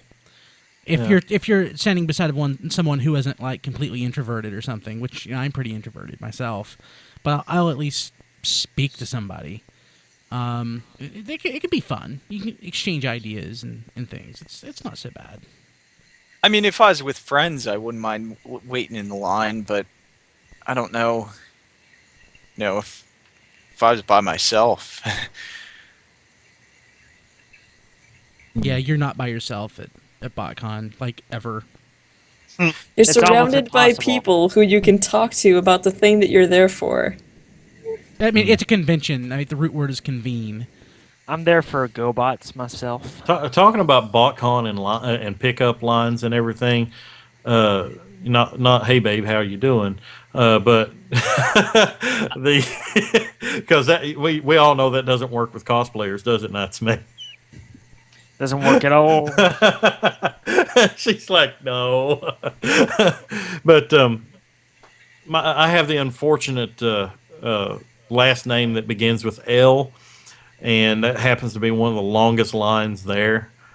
Because L stands for long. Yeah. Shotgun, yeah. Is that Shotgun what I over to said? What? Is that what I said? Yeah. In response to Guard Convoy. No, I didn't mean to interrupt you though. What were you saying? Right over the head. Yep. My audio's cutting out here. I'm sorry. No worries. Just keep going. But yeah, the lines there is generally overly long. I know the one there, the last one they had in Pasadena. Now, we don't want to be here all night, so we're going to give you a yellow wristband so you can come back in the morning. That's pretty good. Oh my god! When did Brian Savage get on this podcast? I didn't. Was that Brian Savage or was that Don? That was from being in Texas. Yeah, we actually have a Texan on the podcast that can mock. Literally, us. I could take a car ride to Dallas Fort Worth area and be outside Fun Pub's office in like 45 You need minutes. to be picketing them at all times of day. John DeLuna on our show lives within like biking distance of Fun Pub's office. He's in Dallas, and he doesn't sound like that at all. And he's lived in Dallas his whole life. I've lived in North Texas my whole life, but East Texas, so Well, now Southern drawl. Fort Max on Superhero Time also lived in Texas his whole life, not far from Dallas, and he doesn't sound like he's from anywhere around here. Well, remember, Fort Max is from Space Australia. Oh, that's as close as anything else we can come up with. So the Space Dingoes ate the Space Babies? That's our theory, yes. Okay. My accent's thick. I live in Kentucky, but I grew up in South Florida, so I kind of got a double whammy of the Southern drawl there.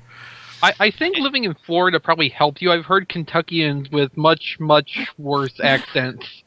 Much, much worse. And Yeah, if Insane Galvatron was on here. and my guys keep saying that I have an accent, and the last few weeks everyone has been trying to mimic me. And it's No, like, we wouldn't do that. Apparently, our Sharkticon video says otherwise, which I have not seen yet. Yeah. So God, I want you to see that video. you're lucky I mailed off yours and Brian's packages before seeing it. Apparently. Nancy, what are you doing? Otherwise, I would have voted JD, and you never would have gotten them. It took me 3 weeks to get my Beast Driver. I thought it was longer than It's that. only 3 weeks? It took me like 3 months to get my Grimlock. 4 weeks. 4 weeks. Okay, subscription service Chrome Dome head turnaround. We've only seen it. We've only seen a drawing of that, though, right? Yeah. Yeah, that's the It's only been a turnaround. drawing. Oh yeah. So yeah, I want to see it actually like in action. Like If it sculpted. turns out well, I will hunt that thing down because Mortem Meets the Eye is the best thing ever. It's up there, yeah. Well, Oh, yeah.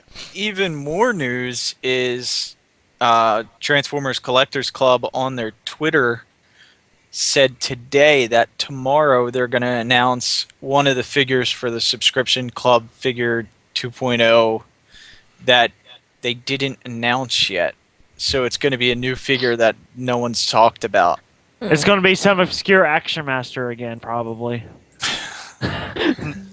I mean, the weird thing is about the subscription service is they said the 2.0 is going to start in September, but we haven't gotten all the figures from the first one, so I don't know if that's they when meant... that's when your order period is gonna start. But Okay. is the billing going to double up since there's still people doing partial payments? Is it going to be like, No, okay, so you get billed for so the first order one, the second period the order period is going to start in September, but even at BotCon when they announced this, they were saying that the first figure was most likely not going to be delivered until the start of 2014. By that point, Okay. all of the first service figures will be delivered, probably.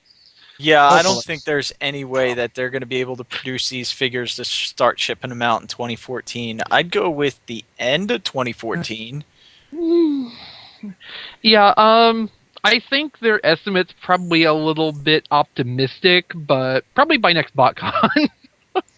well, it is Fun Pub. They're not getting my money, even if I had it. I was gonna The say only- this is Fun Pub, but you beat me to it, Guard Convoy. That and The way with the head sculpts in the past, even if the drawing looks great, we don't know that it's actually going to turn out very AKA well. Gigatron and Metal Hawk. But if this Chrome Dome does turn out well, I'll swallow my pride and buy it off BBTS because Fun Pub ain't getting my money. I mean, I will say the subscription service figures, they do have a good paint quality. Oh yeah, they do look have- good. They look very And, They- and Scourge is the first good use of that mold. So Yeah. Yeah, Brian likes the Scourge. Mine, his head's loose. I tried to tighten the screw. It didn't help, so... You probably not need to really- put some like floor polish on the ball joint. To Yeah. Yeah. firm I'm not up. really happy with my Scourge, but I was much happier with the Slipstream. Slipstream is great. It's a great mold. So I mean, I even sent a tweet to Transformers Collectors Club. I was like, listen, you need to put styrofoam on top of the figure instead of just 3 sides of the figure, because in shipping, the box gets turned every which way. So Yeah. missing foam on one side doesn't make sense at all. But you And- know, but you understand, we designed a double corrugated cardboard box to protect the items. They should be perfectly fine. Yeah, the cardboard takes paint off, so Yeah, it's it complete doesn't bullshit. help. But I just hope Ultra Mammoth ships and doesn't have any issues. Oh, that's- 'cause that's I just- one gonna be figure I'm terrifying. looking forward to. I just hope that Ultra Mammoth ships in a box that's not the same box they've been shipping the deluxe size toys in. Or if They'll it try. does, I will be really They'll try. impressed to see how they do that. I know. With tape. Yeah. They'll just stick it in and tape No. around this. They'll just slap a shipping label on Ultra Mammoth and send him on his way. They'll send them unassembled, Oh. which is just as well anyway, because you basically have to take that apart to transform. He'll still be on his True. sprue. He'll be unpainted on the sprues. Yeah. That's, You know what's sad is I could actually see that really happening. It's its own customizing class exclusive. I haven't had issues with FunPub stuff. I don't want to say I'm an apologist, but I don't have issues with FunPub. Of course, I didn't have my credit card stolen like Diecast did. Yes. Or my friend Chris Triplett, who's on our other podcast. But for the most part, I think that FunPub does a decent job, except on maybe delivering stuff on time. Well, my the way they smokestacks relate to on- public. Yeah, they need a little better PR. Like they My should pay for it. smokestacks are damaged on Scourge too. I mean, that's another reason why I'm not really crazy about that figure. I mean, Slipstream actually didn't seem to have any problems with not having the styrofoam on top, but Scourge was a different story. well, it's having been to a lot to the BotCons and OTFCC and You've been to BotCon then- under every single person that's ran that convention. Yeah. Between And, the Hartmans, 3H, Glenn, Raksha, Men in Black, FunPub. Don't mention 96 if you can. But I mean, they're always going to be. Yeah, 90. There's always going to be more factors in this going on than we'll ever know about. It's just the only thing I've ever called FunPub on is they should not be having these registration issues and these line issues almost 10 years after getting the license. And It's not been my- 2005. Oh my God. It has almost been 10 years. It's almost, Yeah. yeah. So that's the only thing that I've ever really called them on is the lines, and also just the fact that, the registration process. But I've always liked the toys. I personally was not able to get the subscription service because I had some family things going on at the first of the year.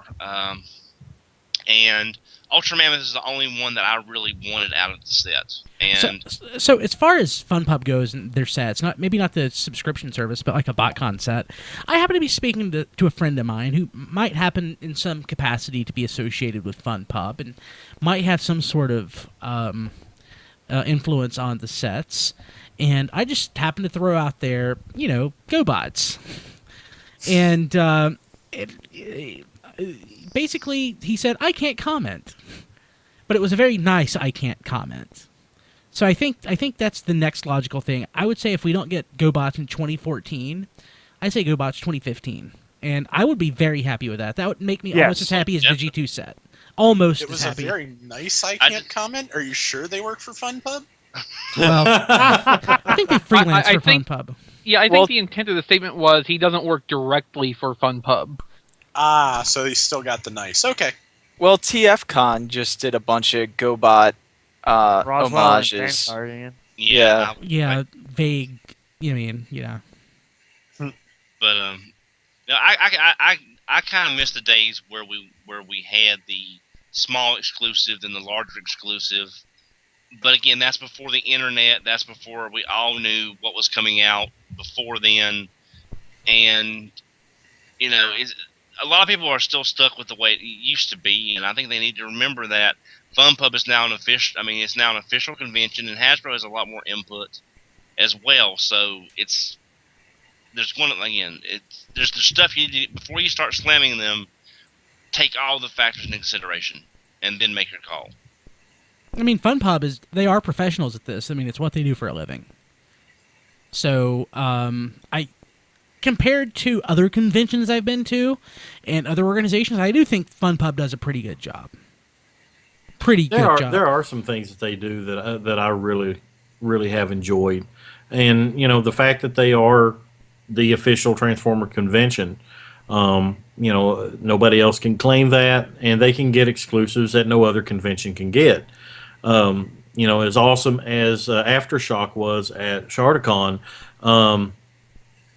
it's still a custom, and the club doesn't have to resort to getting somebody to do customs for them. They can go to Hasbro and Takara themselves and say, "Hey, we want this made." It's a little bit more complicated than that. But Bad Kitty. Oh, sorry. No, I'm sitting there seeing him going like this. Kitty. I'm like, what? Sorry. You know what though? I'm like- I don't think anyone can top the Land Shark. I mean, that was the best con Yeah. figure that I could have asked for. Yeah, that was pretty awesome. I was unable to get one, but yeah, they I were. had to. Yeah. I was in line at 5 a.m. and, Kilby walked up at 9:30. yeah. Yeah, it was pretty great. It was limit 1, or I'd have got like the 2 they had left. But yeah, Fun Pub. The issues that I have with them mainly stem from the terrible way that they handle the registration process for BotCon. The way they process the registrations, the pre-registrations at BotCon, is actually the one in Pasadena, the last one in Pasadena. That had to be the most unprofessional way I have ever seen a convention run. To be honest, the people that were watching the lines were pushy and rude. I know there's this one guy. He was exceptionally rude, and and all we were doing was waiting in line for hours and hours and hours. I mean, I know Insane Galvatron, his name was like a few lines over for me, and his pickup was scheduled for like 2 hours after mine started. I was still in line. He came in, went through his line, got his pickup, went to the room, checked all of his toys out, got something to eat, came back. I was still in line waiting. And, it got to the point where, I think that's the year that he started saying we're going to give out yellow bracelets. And I think Carl Hartman walked up and he's like, let me handle this. And he zipped through the rest of the line within 45 minutes. And that was really awesome. But the club's issues, the credit card thing, their public relations disaster with that, and their website needs a severe overhaul. I mean, it looks like something circa 1999. And there's no wonder they were hacked and everything. So, but I'm not saying this to bash them. It's just legitimate gripes with a professional company. There's other minor things at BotCon that could be handled better. The auctions were a joke, but the toys. There's been some awesome toys that's come out through BotCon. Absolutely, that I love. Two of my favorites are the kickoff from last year, the RTS Jazz mold with black and orange. I love the deco on that. Absolutely gorgeous. The head sculpt is perfect, and then the shattered glass tracks. I love that. I love those. Love that deco on it. And of course they've done my Weirdwolf. I don't particularly care for the mold, but hey, it's my Weirdwolf. I got to stick with my homie Headmasters. So I give them props for doing that. So the Trax repaint wasn't called Road Rage, right? Because he was a Decepticon. No, it was Shattered Glass Tracks. Shattered Glass Tracks, but I call him Road Rage in my. Well, I mean, that's basically what it is. Yeah, I really did want that, but I never actually picked it up. What does it go for on eBay these days? Too much? 60, 70, something like that. That's not bad. I actually got it for a birthday present from Insane Galvatron, which. Oh, cool. Why aren't you guys buying me crap like that? Well, he actually we don't gave like it to you me. as much as Insane Galvatron likes Weirdwolf. Part of my hardship I was enduring last year, I was actually staying with him, and we were broadcasting from the same household. he was in his room and I was in the room that I was staying in, and we were actually in the middle of a live broadcast, and he came in and presented me my birthday present. He had got me an extra road rage at the convention. Nice, that's awesome. And I'm sitting here, I'm like, dude, you gave me an exclusive toy for, so, and I still haven't been able to pay him back for that, as far as, getting him a cool gift, but I did get him the complete series of SG-1 a couple years back for Christmas, so. Yes. That's what friends do. That's the gift that keeps on giving. Yeah. Well, he actually became an SG-1 fan over that. He was, he had seen an episode or two, thought it was cool, and I'm like, no, dude, you have got to see this series. So he's like, I will when I get a chance. So I just got him the box set. I got it cheap, it was brand new, and it had the lenticular cover, with the Stargate, and he's like, dude, he started watching it, and he called me up like 3 episodes in. He's like, you got me hooked. Damn you. So. A friend of mine did that to me with Babylon 5. That's a good series. Yeah. It is. I never got into it. Yeah. Oh, I posted this in the shout and in the chat box and on the Skype. I posted, Brian, y'all have seen this. The page is the GoBot digital bashes that they did a few years ago. Yeah. I'm not sure if the other podcasts people have seen this or not. Yeah, I've seen those designs. Yeah, I just wanted to post that in case that helped. Departure for Nebulos. Oh my! Well, we've already got Artfire. Chrome Dome. Yep. Wait till you get to the Brave set. Well, we got a black sideswipe too, G2 sideswipe. You want to know something? Y'all want to know something interesting about the G2 sideswipe? I have the only surviving sticker sheet from that customization class. Oh. I literally. What happened with did the sticker sheet get? Well, somehow someone had an extra one, and I got it for $6. I got it for $6, and I still have it. Windbreaker! Oh my god! Totally. The thing I don't like about the set, and don't get me wrong, I love animated, but I don't really dig animated so much for the non-animated characters. Yeah, agreed. Oh, we got a bad boy too. There's a bad boy in there. I have to say, using Cybertron Minosaur as Omega Supreme is pretty damn brilliant. I really would like to see them make some of these sets. The capture of the Dinobot set's not bad. They also have pictures at the bottom to help you see this, and I really like that.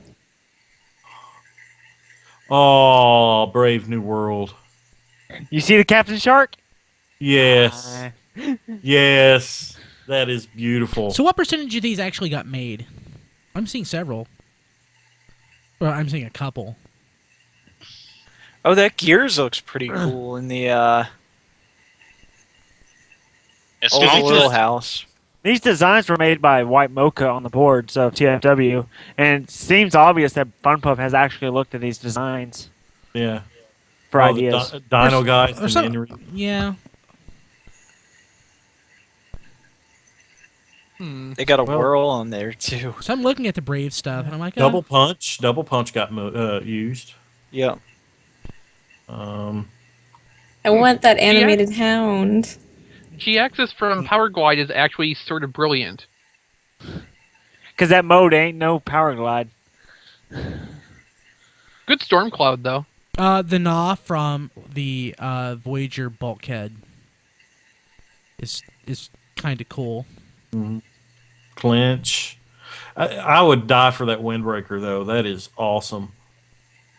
The Auto Troopers I like, even though it's an animated mold. Oh. Okay, this is one that I would have to have for me. It's in the old house set. It's DevCon with Slizardo as a target master from the Cyclonus mold. That really works for me there. It really does. It does. I mean, it really, really does. Oh yeah, and that Gears. That Gears is awesome. And considering I love that mold so much, that would be great. I'm trying to think. What was that figure? Animated. That was Deluxe Animated Prime. I mean, Okay. Armada Armada Prime. Prime. Yeah, Armada Prime. Bendy Prime. Yeah, I'm getting my A's confused. But yeah, that's a great toy. I love Gears. Yeah. Squeeze play. That's actually a good use of that mold. Having Grimlock made from the Onslaught mold just makes me happy.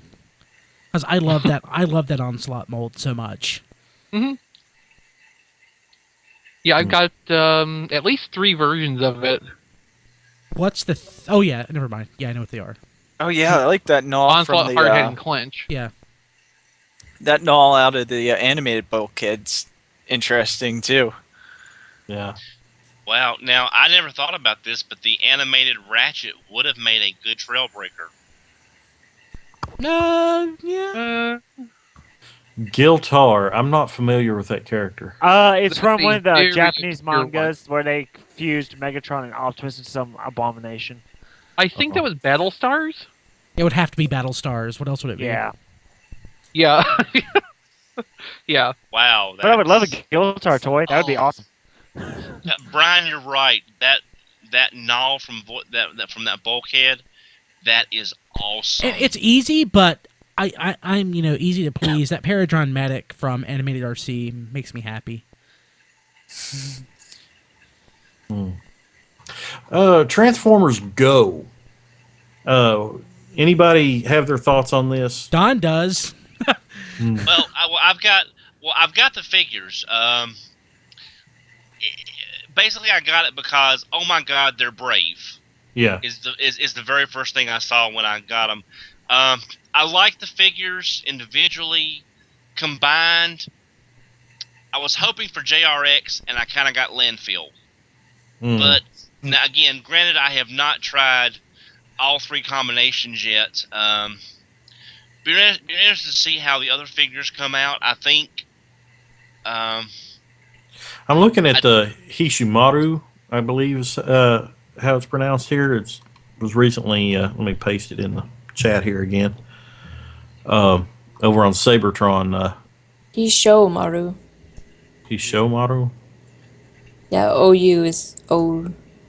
Well, the OU, so it's Hishomaru. These are very Energon to me. They have a very brave look to them, in my opinion. I'm with Don on this. I think they have a very brave look to them. In combined form, do they still maintain that in person? Hang on, I've got him right here. Let me get him for you. His alt mode looks like a Zoid. I know Everything looks like a Zoid to you. Captured Prey had one full set left whenever the convention ended, and I so wanted to get it, but I decided to wait. And Tomy made Zoids, and Tomy's part of Takara now, so I'm sure the Zoid thing's not too much of a stretch there. Oh yeah, he has that guy has a very I want to say Dreas, I guess, look. Yep. It's just for a 3 robot combiner, it's like better than Road Caesar, but JRX was a better 3 robot combiner because you had a lot less kibble and things were a bit more streamlined. But again, I haven't tried all the modes yet. I was actually a little bit dismayed by the small robot. One of them had like really huge torso and legs and like a tiny upper body and head. Is that kind of across the board with them? Well, I think a lot of the individual figures, like on all combiners, you have a good-looking robot mode. The vehicle is kind of there because it's like on the fire truck. His giant mode hands are just sticking out the back of the feet. They don't fold away anywhere. You can't hide them. They're just there. And I'm not sure if it was a cost-cutting aesthetic or if they were trying to go for a different aesthetic in general. I'm glad I got him, but I was hoping for a bit more in the combined mode. It's like I said, I wanted JRX and I got Landfill. So that's just me. Overall, they're a little bit disappointing, but still not bad figures. They're not bad. I would wait. I would tell everybody wait till the price drops, or there is a gift set coming out. I got these at BotCon because I wanted to get them. One of the first things I got. There's a gift set coming out. I believe all three are $100 in the gift sets. So if you want them, they're worth that at $33 a piece. Definitely. Just wait for reviews to see. As far as the different modes, that's your best thing. Just to make sure you're not jumping into a new line that's aesthetically nice, but there's some issues with the combined mode. Yeah, like I said, Orson had one full set left after Shardicon, and I thought about, if I told him, I said, if I can unload this Blackbird, quick enough after the con, I might get that set off of you. And he said, don't be in any hurry, because he then told me about the box set, the gift set that's coming up soon. He said it may have a slightly different deco, but it should pretty much be the same figures, and it'll be a little cheaper. And he said if you don't get this set, it's not like you'll never have a chance at it again. So I was an early adapter, like I was on Masterpiece Voltron, Vehicle Voltron, and on both of those, I kind of wish I had waited. Again, that's me.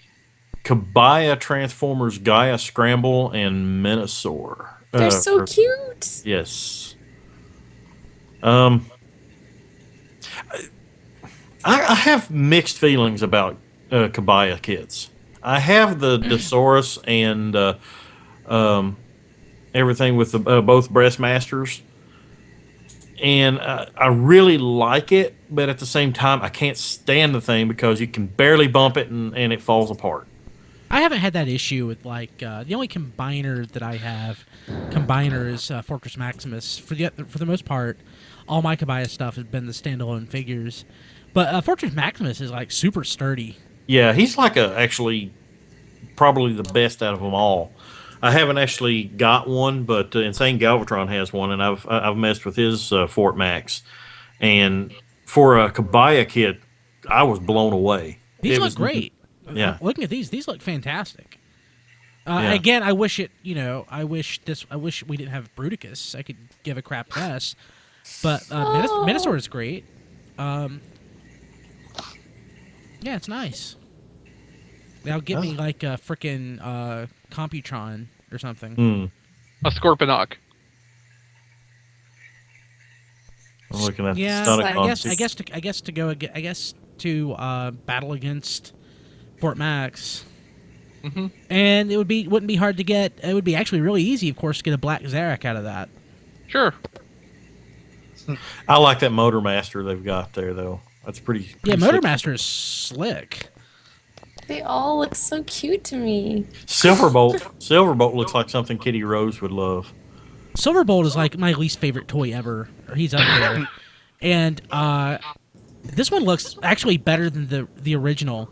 It looks sturdier and less crap than G1 Silverbolt. It's such a terrible toy. I never hated G1 Silverbolt. I just didn't like the fact that he was basically the robot mode. Robot mode was basically the box on the underside of the jet. My beef with G1 Silverbolt. And he's still that way. Yeah. I think that's what I liked about Blackbird is he still had kind of that aesthetic, but there was more of him actually built into the plane than the underside. I'm warming up to Bruticus. I really am. So the other Kabaya kit, did we actually get a complete Defensor? I thought it was just 3/5 of Defensor. Yeah, we got all of Defensor. Okay, I guess I need those. I think it came out over 2 waves. Ah. Damn, these are nice. I want them. All the Kabayas. All the Kabayas. I have some Kabaya kits I need to put together. They've been sitting here for 6 months. I have one. I believe it is the War for Cybertron Prime, and it's in a box up here. and I haven't assembled it, and I've had it for over a year now. Kind of doubtful if I ever will. The only ones I've. Go ahead. No, I say I've got Kamen Rider Fies that I bought over a year ago, and I haven't opened them up yet. That gum will still be good, or the candy in it. So, what's not good is I have some packs of Garbage Pail Kids, Series 4 from 1985, 86. Nice. I recently tried some of the gum. Don't. really don't. Ew. Hey, I have a container of Hershey's chocolate mix from 1996 still. Use it. Mix it up. Bonus points if you can get some milk from 1994. Yeah. Yeah. Well, okay. The big thing is, do you have any Crystal Pepsi? No, I think you can get that on Crystal eBay, but the thing is, all of that stuff's flat now. Yeah. From somebody who once worked for that company, Pepsi Blue was essentially Crystal Pepsi with blue dye in it. I thought But then it wasn't crystal anymore. Yeah, I thought Pepsi Blue had like an extra flavoring in it. Like a blueberry It was flavor. blue dye. That was the yeah. extra Well, flavoring. the blue coloring also had the blueberry flavoring, but it was essentially the same formula as Crystal Pepsi, just with the blue. Yeah, but it had the Wow. raspberry flavor or whatever. Interesting. Yeah, So which is what gave it the blue. Was the raspberry flavoring? And I'm trying to remember the name of the sweetener or the flavoring that does it, but it's basically beaver excrement. Yes. Okay, tell me that was not in Pepsi Spice. Please tell me that was not in Pepsi Spice. No, Pepsi Spice. They got a bunch of the elves from the North Pole and ground them up in a grinder, and yeah, sprinkled their- Castorium is the name of the stuff, and Yeah. it's a yellowish substance that basically beavers excrete from their balls. sounds Lovely. pretty accurate. Yeah. So apparently, the next masterpiece to be unveiled is G2 Sideswipe. Yeah, can't wait. And then we've got also the 30th anniversary Fans Choice Masterpiece. Which will be Star Saber. It's pretty much guaranteed. When I found out about G2 Sideswipe, Rob and I were actually sitting on a ferry together in Florida, and we were like, "Holy crap, we're getting this!" Yes. I'm like more excited about that than like any other masterpiece ever. Sorry, Well, I just Brian, have to get that out there. I cannot wait. Well, why are you and Rob sitting on Tinkerbell? Not a ferry, a ferry. Don, time out. And yeah, Don, I'm sorry. But I'm sorry, Don would want Tinkerbell sitting on him. Yeah. In a Miko outfit. Oh, there Don- goes my internet. Don's faking it. Sorry. What? Massey, what are you doing? Matthew, quit rubbing down there. I don't like it. I'm trying to Golly do gee, the Willie. podcast. Golly sorry. gee, golly gee, Mr. Wilkins. Wilson. I don't think you should be touching me there. I'm sorry. I've derailed your podcast again. No, this is pretty normal. Okay. So Masterpiece Star Saber. It's almost looks- guaranteed. Looks like that's what we're It was going a to have. vote. It was a vote, right? Yeah, Yeah. I The thought voting it was is still- guaranteed. The voting is still going. We will find out at the end of the month who wins, but Star Saber's winning with Armada Prime in second place with who was third place? Diablos in third place. But Star Saber's winning it. We'll find out at the end of the month that they decided Star Saber won, and we'll never actually find out the result of the actual voting. Pretty much.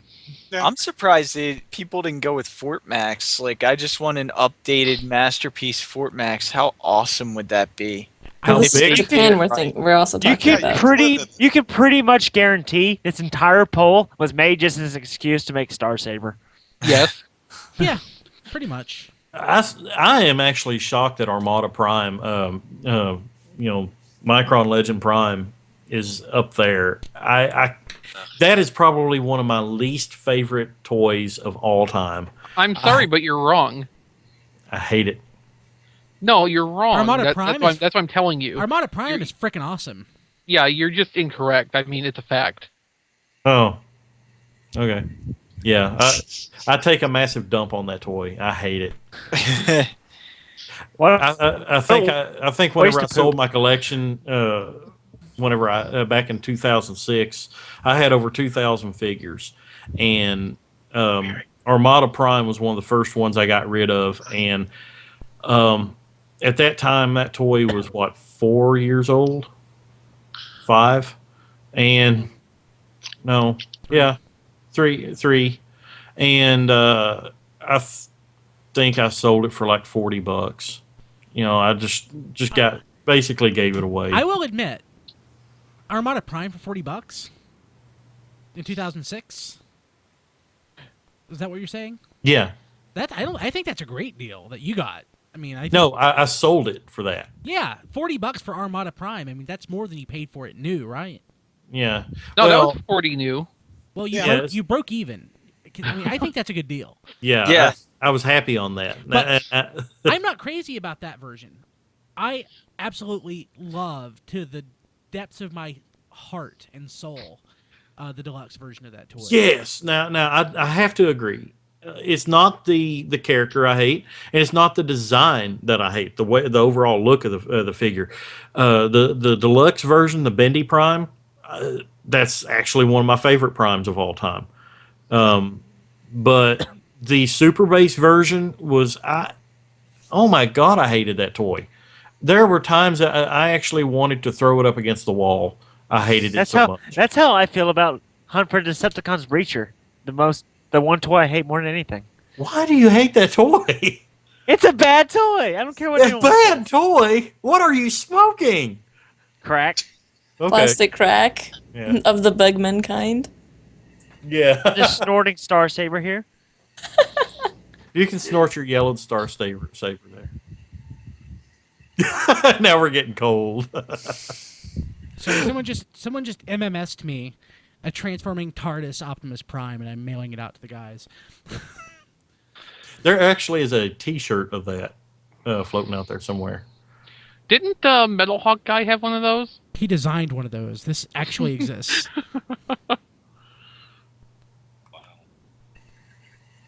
He also cosplayed as Saber one year. Yes. He's one of our favorite. So basically, when we brought RFC back from the dead, I basically back in the day I would just do whatever the hell I wanted. Right now I sort of have standards on what I do, but sort of. Well, but basically when I brought it back, it's like I just want to do stuff that I never got a chance to do. So one of the first things we did is I tracked down Metal Hawk Guy, and that's not entirely accurate. Well, it's not the first thing. It was like a year later. Effects. We tracked down Metal Hawk Guy and interviewed him, and it was the most amazing thing we have ever done. He's a nice guy, but his story is just insanely crazy, in a sort of neat way. So if anyone ever gets a chance, look up our Metal Hawk Guy interview from like 2010. Now, I'm unfamiliar. What is Metal Hawk Guy? I've been in the fandom for a long time, and I've never heard of He was the very first Transformer cosplayer, pretty much. Yes. Oh. For the most part, yes. He was on Transcostumers for a while. I will send you links to his different work logs on there. You will recognize him the second you see a picture. I was there, Guard Convoy, the first day he walked in. I bet it was a beautiful sight. Not really. It was. I mean, again, picture it. Indiana, 1994. We didn't know what half the stuff was. Oh my God! Oh, my eyes. We were impressed with how much work he put into it. Yeah, Kind of looks like Don's brother, or what I would imagine Don's brother would look like. Actually, to me, that kind of looks like Guard Convoy in about 15 years. Hey, now.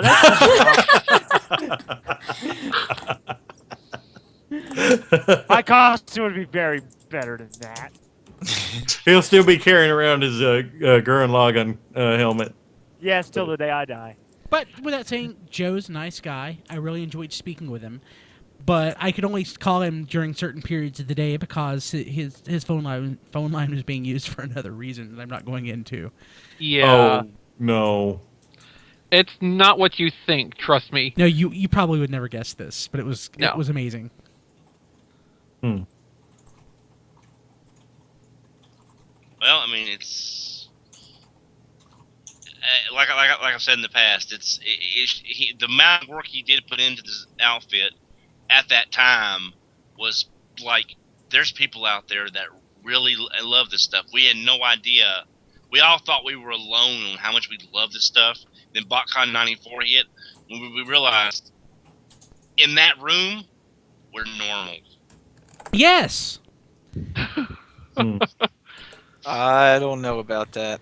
Yeah. Something can be said about that because at Shardicon was Insane Galvatron's. He just recently got married, and this was his wife's first exposure to her new husband's geekdom. I have never seen someone so glossy-eyed as this woman sitting here. She kept saying under her breath to me. We were at the table, and she was sitting in a chair back there, and she's like, "This is so weird. This is so weird." So guys, she goes, "These people here to buy toys?" I'm like, "Yes," and you married into it too. Guys, back me up. Kim was into it. Yeah, Kim was great the whole weekend. I was really surprised. She And not loved that it. I was just. I think my wife would have dragged me out of there saying, "I've had enough of this place. You need to take me somewhere else." My fiance, she supports my hobby and understands it and fully supports it. She gets it because she's a geek too. She loves Star Wars and things like that. She understands my love of it, but she has like zero interest in Transformers. I can start telling her about this new figure. Whenever I came home, I was gushing about King Jader, and she just kind of sat there looking at me like, Yeah, Kim doesn't give a crap about any of the stuff, but she thoroughly enjoyed Sharkticon.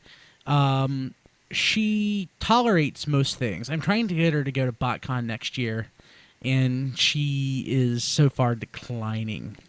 She tolerated us for a weekend. That was amazing in itself. So a lot of my Transformers nerd friends, I will occasionally travel out to visit them. Like Hooper X, who's a friend of ours. That's his screen name. Everybody basically calls him by his screen name. We went to his wedding, and she met a lot of my online friends there, and she enjoyed that thoroughly. And a lot of them came to our wedding, and she's friends with those people. She keeps up with them on Facebook, like she's always known them. So I think she's not averse, I'll say, to the geek culture, but she. Specifically, so much doesn't really care about the Transformers, but I think she does like the people. Yeah, that's my fiance. She appreciates the fandom and everything as far as she understands it. She loves the movies, but she is one of these people that absolutely hates animation in all forms, with the exception of Pinky and the Brain. Okay, well, there's some redeeming quality there at least. Yeah.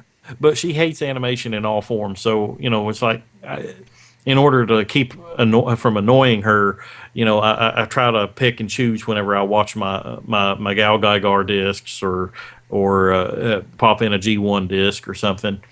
But I feel thankful that that she understands. She's like, if we can afford it and you want to go to a convention on the other side of the country or somewhere else, go. She says, I have no problems with it. So, that's awesome. As long as you have similar definitions of can afford it, you're set. Yeah. Well, I sold a couple figures before I went to Shardicon, and I spent $16 out of pocket at Shardicon, and that was to buy Bird Bomber because I traded Prime Rumble for this guy, and I got Bird Bomber. I paid $16 out of pocket for him, and she said I overspent. But I'm like, I already had that money set aside, And then she's like, I thank God that you didn't spend money on that big one. I'm like, well, I do have to send out the trade. She's like, how much is that going to be? And it wound up being like $30. Because CM's Galgagar is huge. Yeah. That's not a small box. No. And not a package I'd send out uninsured either. So actually, I had to. I couldn't afford insurance on it, but it was only going to Massachusetts. So. Oh, that should be cool. Yeah, he got it in a day. So. Nice. Let's see. Oh, I didn't see the Middle Hawk here. It's amazing. Check out the TARDIS. Oh my God. He's very proud of that. Well, it's better than I can do. Yeah. Don, you should design costumes for your cat. The TARDIS. I can barely get my harness on him to take him out for a walk. I can imagine what will be left of my arms if I try to put a costume on Massey. Wait, this Lady Valkyrie, is she going to get sued by Harmony Gold? Probably. Like everyone. Ugh. Fuck Harmony Gold. Yeah, she vaguely resembles a Valkyrie, so she'll probably receive a cease and desist.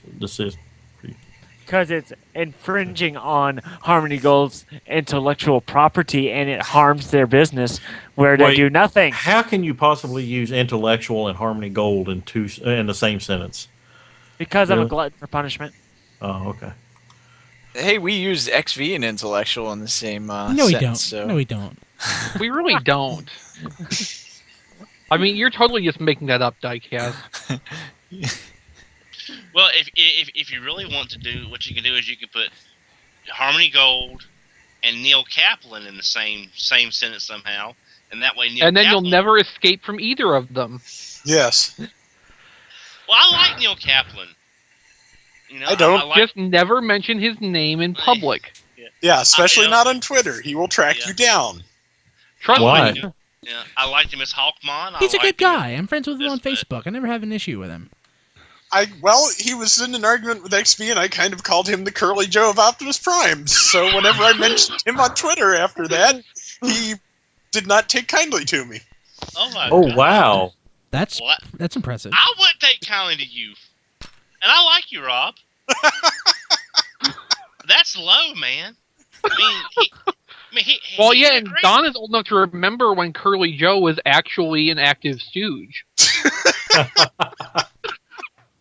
Love you too, XV. Go ahead. Oh, that's right. You host Superhero Time. You're already there.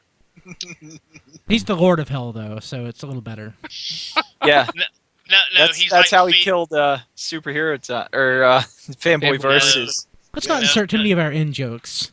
No. XV is more like Phil, the Prince of Insufficient Light. He has a spork. I have no idea what that is. It's a Far Side reference. joke. Dilford. Instead of being the Prince of Darkness, he's the Prince of Insufficient Light. Now you're stretching it. Okay. Derailed. Yeah, my Astro thought derailed. Somebody stop Don, please. So I got this awesome Star Saber in the mail. He's pretty cool. If only you had a video that you could show it off on. How much did you drop for that on Star Saber? Actually, I got him for $90. How? Magic. He's not in the best shape. He is slightly yellowed, and his Brainmaster, his sword and gun are from a knockoff. But I'm happy with him. It's a Star Saber. I wonder if it's the same knockoff as Star Saber I had. The Brainmaster was pretty piss poor. Well, this Brainmaster is red. His face is red. Yeah, that's the same one. Yeah, but it's serviceable. The actual body, the Saber and the V-Star are legit. So overall, I'm still happy with Yeah, them. I mean, you can't beat that. You can get those later. You're gonna spend an arm and a leg, but yeah, it's a Star Saber. I'm happy. he's not a bad toy at all. Yeah, he's fun. I mean, he's certainly better than I don't know, Star Convoy. Yeah. Oh, I paid $400 for that. You poor soul. for Star And how long Convoy? No, was it before I- the reissue came out? I paid $400 for Hot Rodimus. Star Convoy just happened to come along. And how Poor long thing. was the reissue? I sold it 3 months before the reissue was announced. Mm. I sold it for what I paid for it. I got my fun out of Hot Rodimus. I bought the reissue for $90, and I've been happy ever since. There you go. And the good thing is, Brian, you did not buy MP10 at BotCon. Yes. No, that's the bad news. I Don. almost did it. I almost did at BotCon 2012. I went to buy it in MP10, but Me I too. waited. And then they announced it at the Hasbro panel, and I was happy. I was trying to get Brian to buy MP10 at Shardicon. I was like, come on, just get it. They got some. How much I paid are a- they going for now? I didn't even ask. I paid $150 on eBay a couple months after it came out, That's not bad. but I was fine with that. Yeah, I mean that's only a $30 markup from the US version. Yeah, and you that's got just it, hunting you got for it like a year before, or whatever it was. Yeah, the only one I remember seeing at BotCon that I remember seeing, it was $300 Fuck for that. the US version. For the US Screw version. that. Oh God. Yeah. Well, and at Shardicon, somebody was selling Toys R Us Masterpiece Grimlock for $300 in package. I've seen that. Hey Don, Yes. have we done the show since I got Soundwave? No, we have not. Thank you. And then tell them the other part. I broke Laserbeak. Oh, Hey, I lost the gun to my Takara Rumble for like 3 months, and then I found it the other day. So, Laserbeak is broken Nice. forever. damn. You didn't glue it? Glue it back. I glued it back, then I painted over it. how did you break it? The rudder. The little tip. Yeah, it Right is there. stiff as hell. Uh, And The Takara version, yeah, I guess it's kind of stiff. well, I mean, Buzzsaw wasn't stiff at all, but Laserbeak's stiff as shit. So Okay, XV, make all the That's jokes what you she want. said. I can hear the wheels turning. That's what she said. yeah, but yeah, it pushed it and it broke, and it was just terrible. And God, now I feel like I'm gonna break mine because you. Oh, you probably will. Mentioned it. but I'm never transforming it again. So But I I don't- mean, it's expected that Kilby would break his because Kilby breaks everything he owns. that's not true. Now, It's I true did- enough. I did break Rodimus. I did, but he was defective anyway. but now, one thing is that now I tweeted this a couple of days ago. I have the smallest Toys R Us left in the chain here in Virginia where I live, and they had 6 sound waves about late last week. And the thing of it is, they were still showing not available in stores. They had 2 Acid Storms, and I was able to pick up one of those Acid Storms. But I tweeted that if you're looking for Soundwave, if my little Toys R Us gets 6 Soundwaves, hopefully everyone can find a Soundwave soon. So just keep it's checking. not my fear of being able to find one at one of the 3 here in Louisville. It's just being able to afford one whenever I find it, and I can't. Especially in the next month with a wedding coming up. So then your fear should be finding one, not. well, no, I mean Yeah. actually finding one in store. I mean, I know it probably won't be too hard to find it. It's just whenever I find it, I'm like, oh look, it's Soundwave. Put it back. I've done Well, this. you never know. I mean, they might run coupons, or maybe the week you find it, there'll be buy one get one half. Because when MP10 came out and Thundercracker came out, the Mhm. week they hit was buy one get one half off on Transformers. Mm. So Yeah. I got so maybe you'll catch a sale or something. Yeah, I mean, if I can run into some money here. But first of all, this was my camera that I've been taking my high res pictures with, and the Olympus, right? Yeah, and my fiance dropped it at the wedding shower the other day. Oh no. So yeah, I mean it still takes pictures, but in order to get it to focus, I gotta set the timer, hold my hand because it autofocuses. I gotta hold my hand halfway between the subject and my camera, let it focus on my hand, and then move my hand quickly, and it'll focus quickly on the subject. Otherwise, it will not focus at all. And yeah. Oh, jeez. So I really want to replace my camera, and I want to get a DSLR to replace it, and those aren't cheap either. So now, I sold SLRs when I was at Service Merchandise, and I know the slightest. What? Way to date yourself, Don. Service Merchandise. I don't know what that is. What is service merchandise? You don't know what service merchandise is? No. It was a catalog. Is it like Montgomery Ward? No. Well, like it's more Woolworths? like how J.C. Penney used to be than. Or Best or Brindle's if you Yes, had a Best. Yeah. Yeah, It was catalog shopping. Yeah. Yeah, I'm But dating. I was, but I ran a $8 million electronics department. So, but yeah, I know how you feel, Duran. It's just that one impact at that right angle, it's going to just screw up the whole thing. Well, I don't know if you can see it, but I'll hold it up here. The bottom of the thing right here is flat. I mean, it just it landed like that. And yeah, I actually had to squeeze it this way in order to get it to actually zoom anymore. Oh my. And I got this camera about 4 years ago, and it was right before the Pasadena BotCon, the last one, and I gave around $350 for it, and I've gotten some good leg work out of it, but and it was an accident. I don't blame her. I'm not mad at her, but it doesn't make your life any easier. Even doesn't make my life any easier, and it's a $300 piece of equipment going, So, fortunately, I have a friend that had a spare digital camera to give me, and it's a little Sony CyberShot.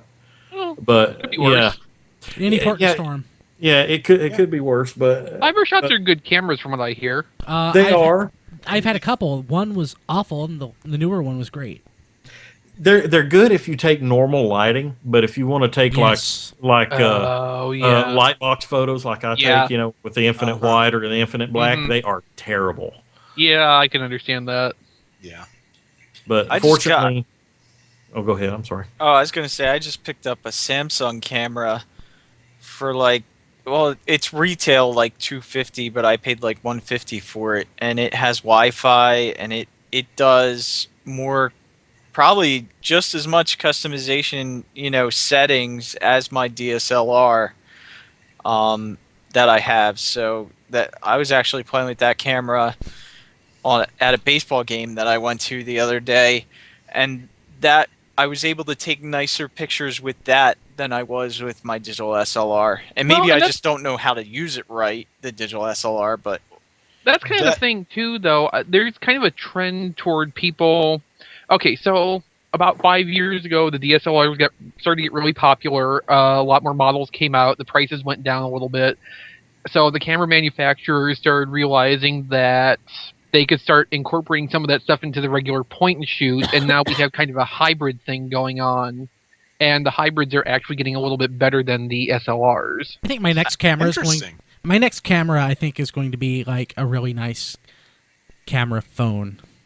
Like the Nokia Lumina 1020.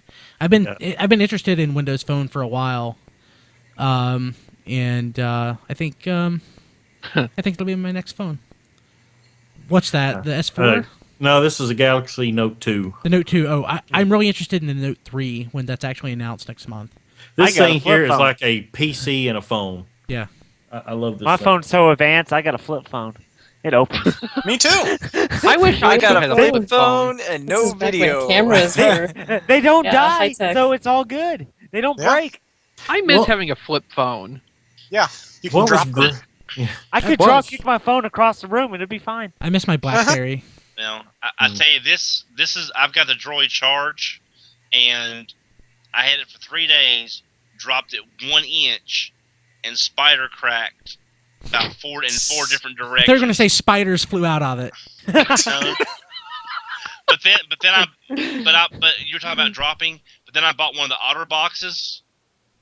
This thing has saved my life on several occasions. You're Yeah. supposed to get the OtterBox before you crack the screen. I won't up you on the dropping it and everything. This is actually my second Note 2. I got my first one in December, and then that one actually burned up in the truck. It became a Pop-Tart. So this one here is a replacement phone because I actually had insurance on it. And Yes, get insurance. It's totally worth every penny. This is the first time I ever bought insurance on any phone that I've ever bought, and I bought it because I was afraid of the because of the big screen it would get scratched easy or something, and so I bought insurance on it. And I'm thankful I did. It only cost me $100 to replace it, as opposed to $300 at the time whenever they renew. Yeah, my Galaxy Nexus is the first phone that I haven't broken yet. But I was actually surprised at the longevity of the battery life on this. I charged it all night, and I normally, if I'm sitting somewhere and I'll keep it on the charger.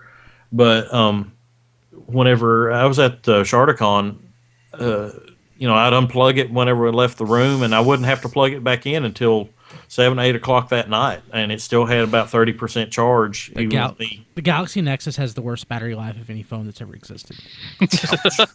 I would have thought with such a huge screen on the Note 2 that it would have sucky battery life. Yep. But it doesn't. It really doesn't. That's why I went to iPhone, because when I had an Android before that, and just like I couldn't even use the phone. If I used it, the battery would just all the way down. So you got the iPhone when you got that '90s haircut, basically. Yeah. Like, whoa. iPhone. Whenever I went out to Pasadena a few years ago, I had just gotten a Droid. No, it was an HTC Thunderbolt. It was the first 4G phone through Verizon, and the battery life on that, whenever you were on 4G, 1 hour. 1 hour on 4G from full charge to nothing, to shutting itself off dead. Well, Natsume can remember that, because remember I came down to the room, came down to the pre-reg pickup line. I just came out of the room, had my phone off, got my phone off charge, and we were standing in line next to each other. And an hour it was dead. I was like turning it off and putting it in my pocket. Yeah, mine was the HTC Evo, and that was the first 4G phone they ever released. And it was like, yeah, battery's gone.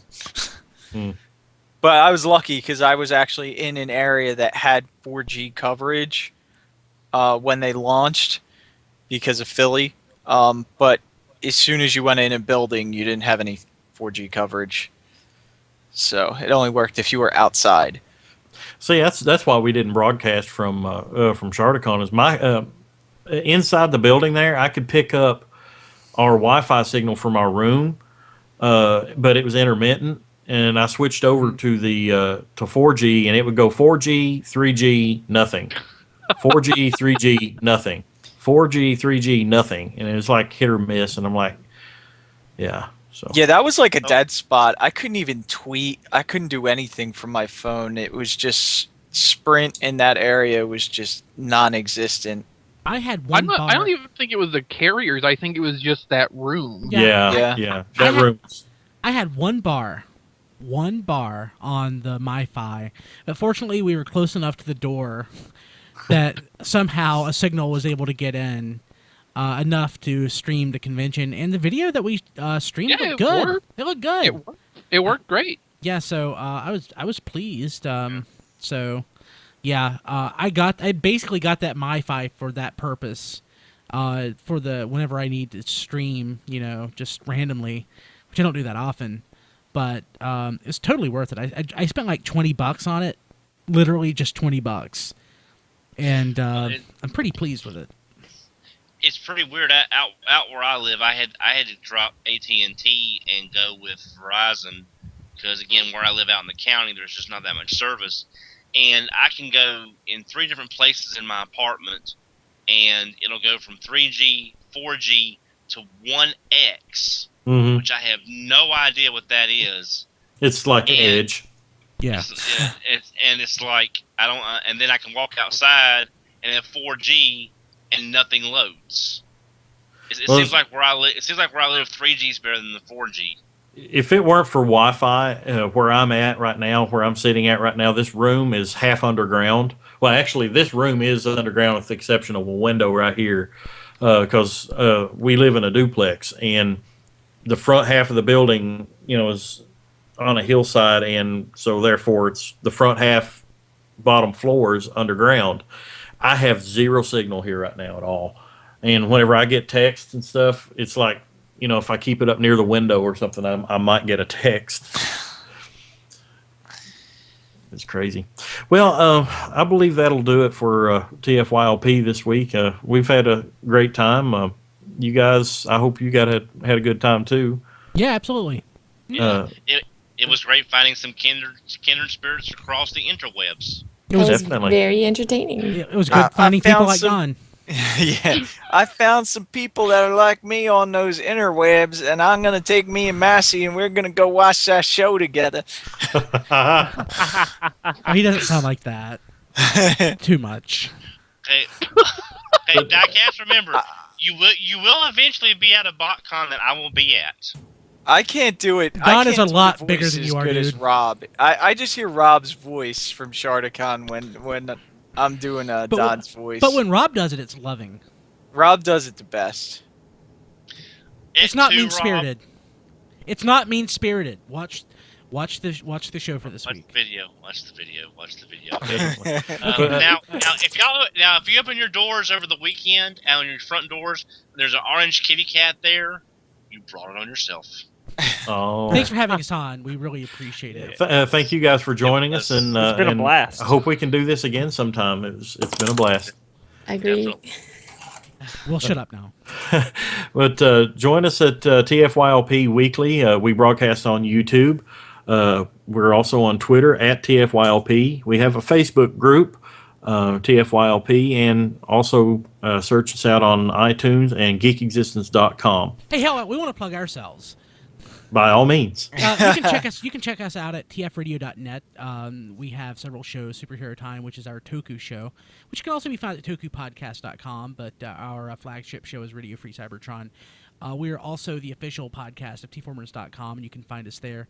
We have a Facebook fan page, which is facebook.com/tfradio, and we are on Twitter at tfradio. There you go. Thank you. Thank you guys for joining us, and we'll see you next week on Transformers for your listening pleasure. Check out Radio Free Cybertron at the links that they just mentioned, and we'll see you next time.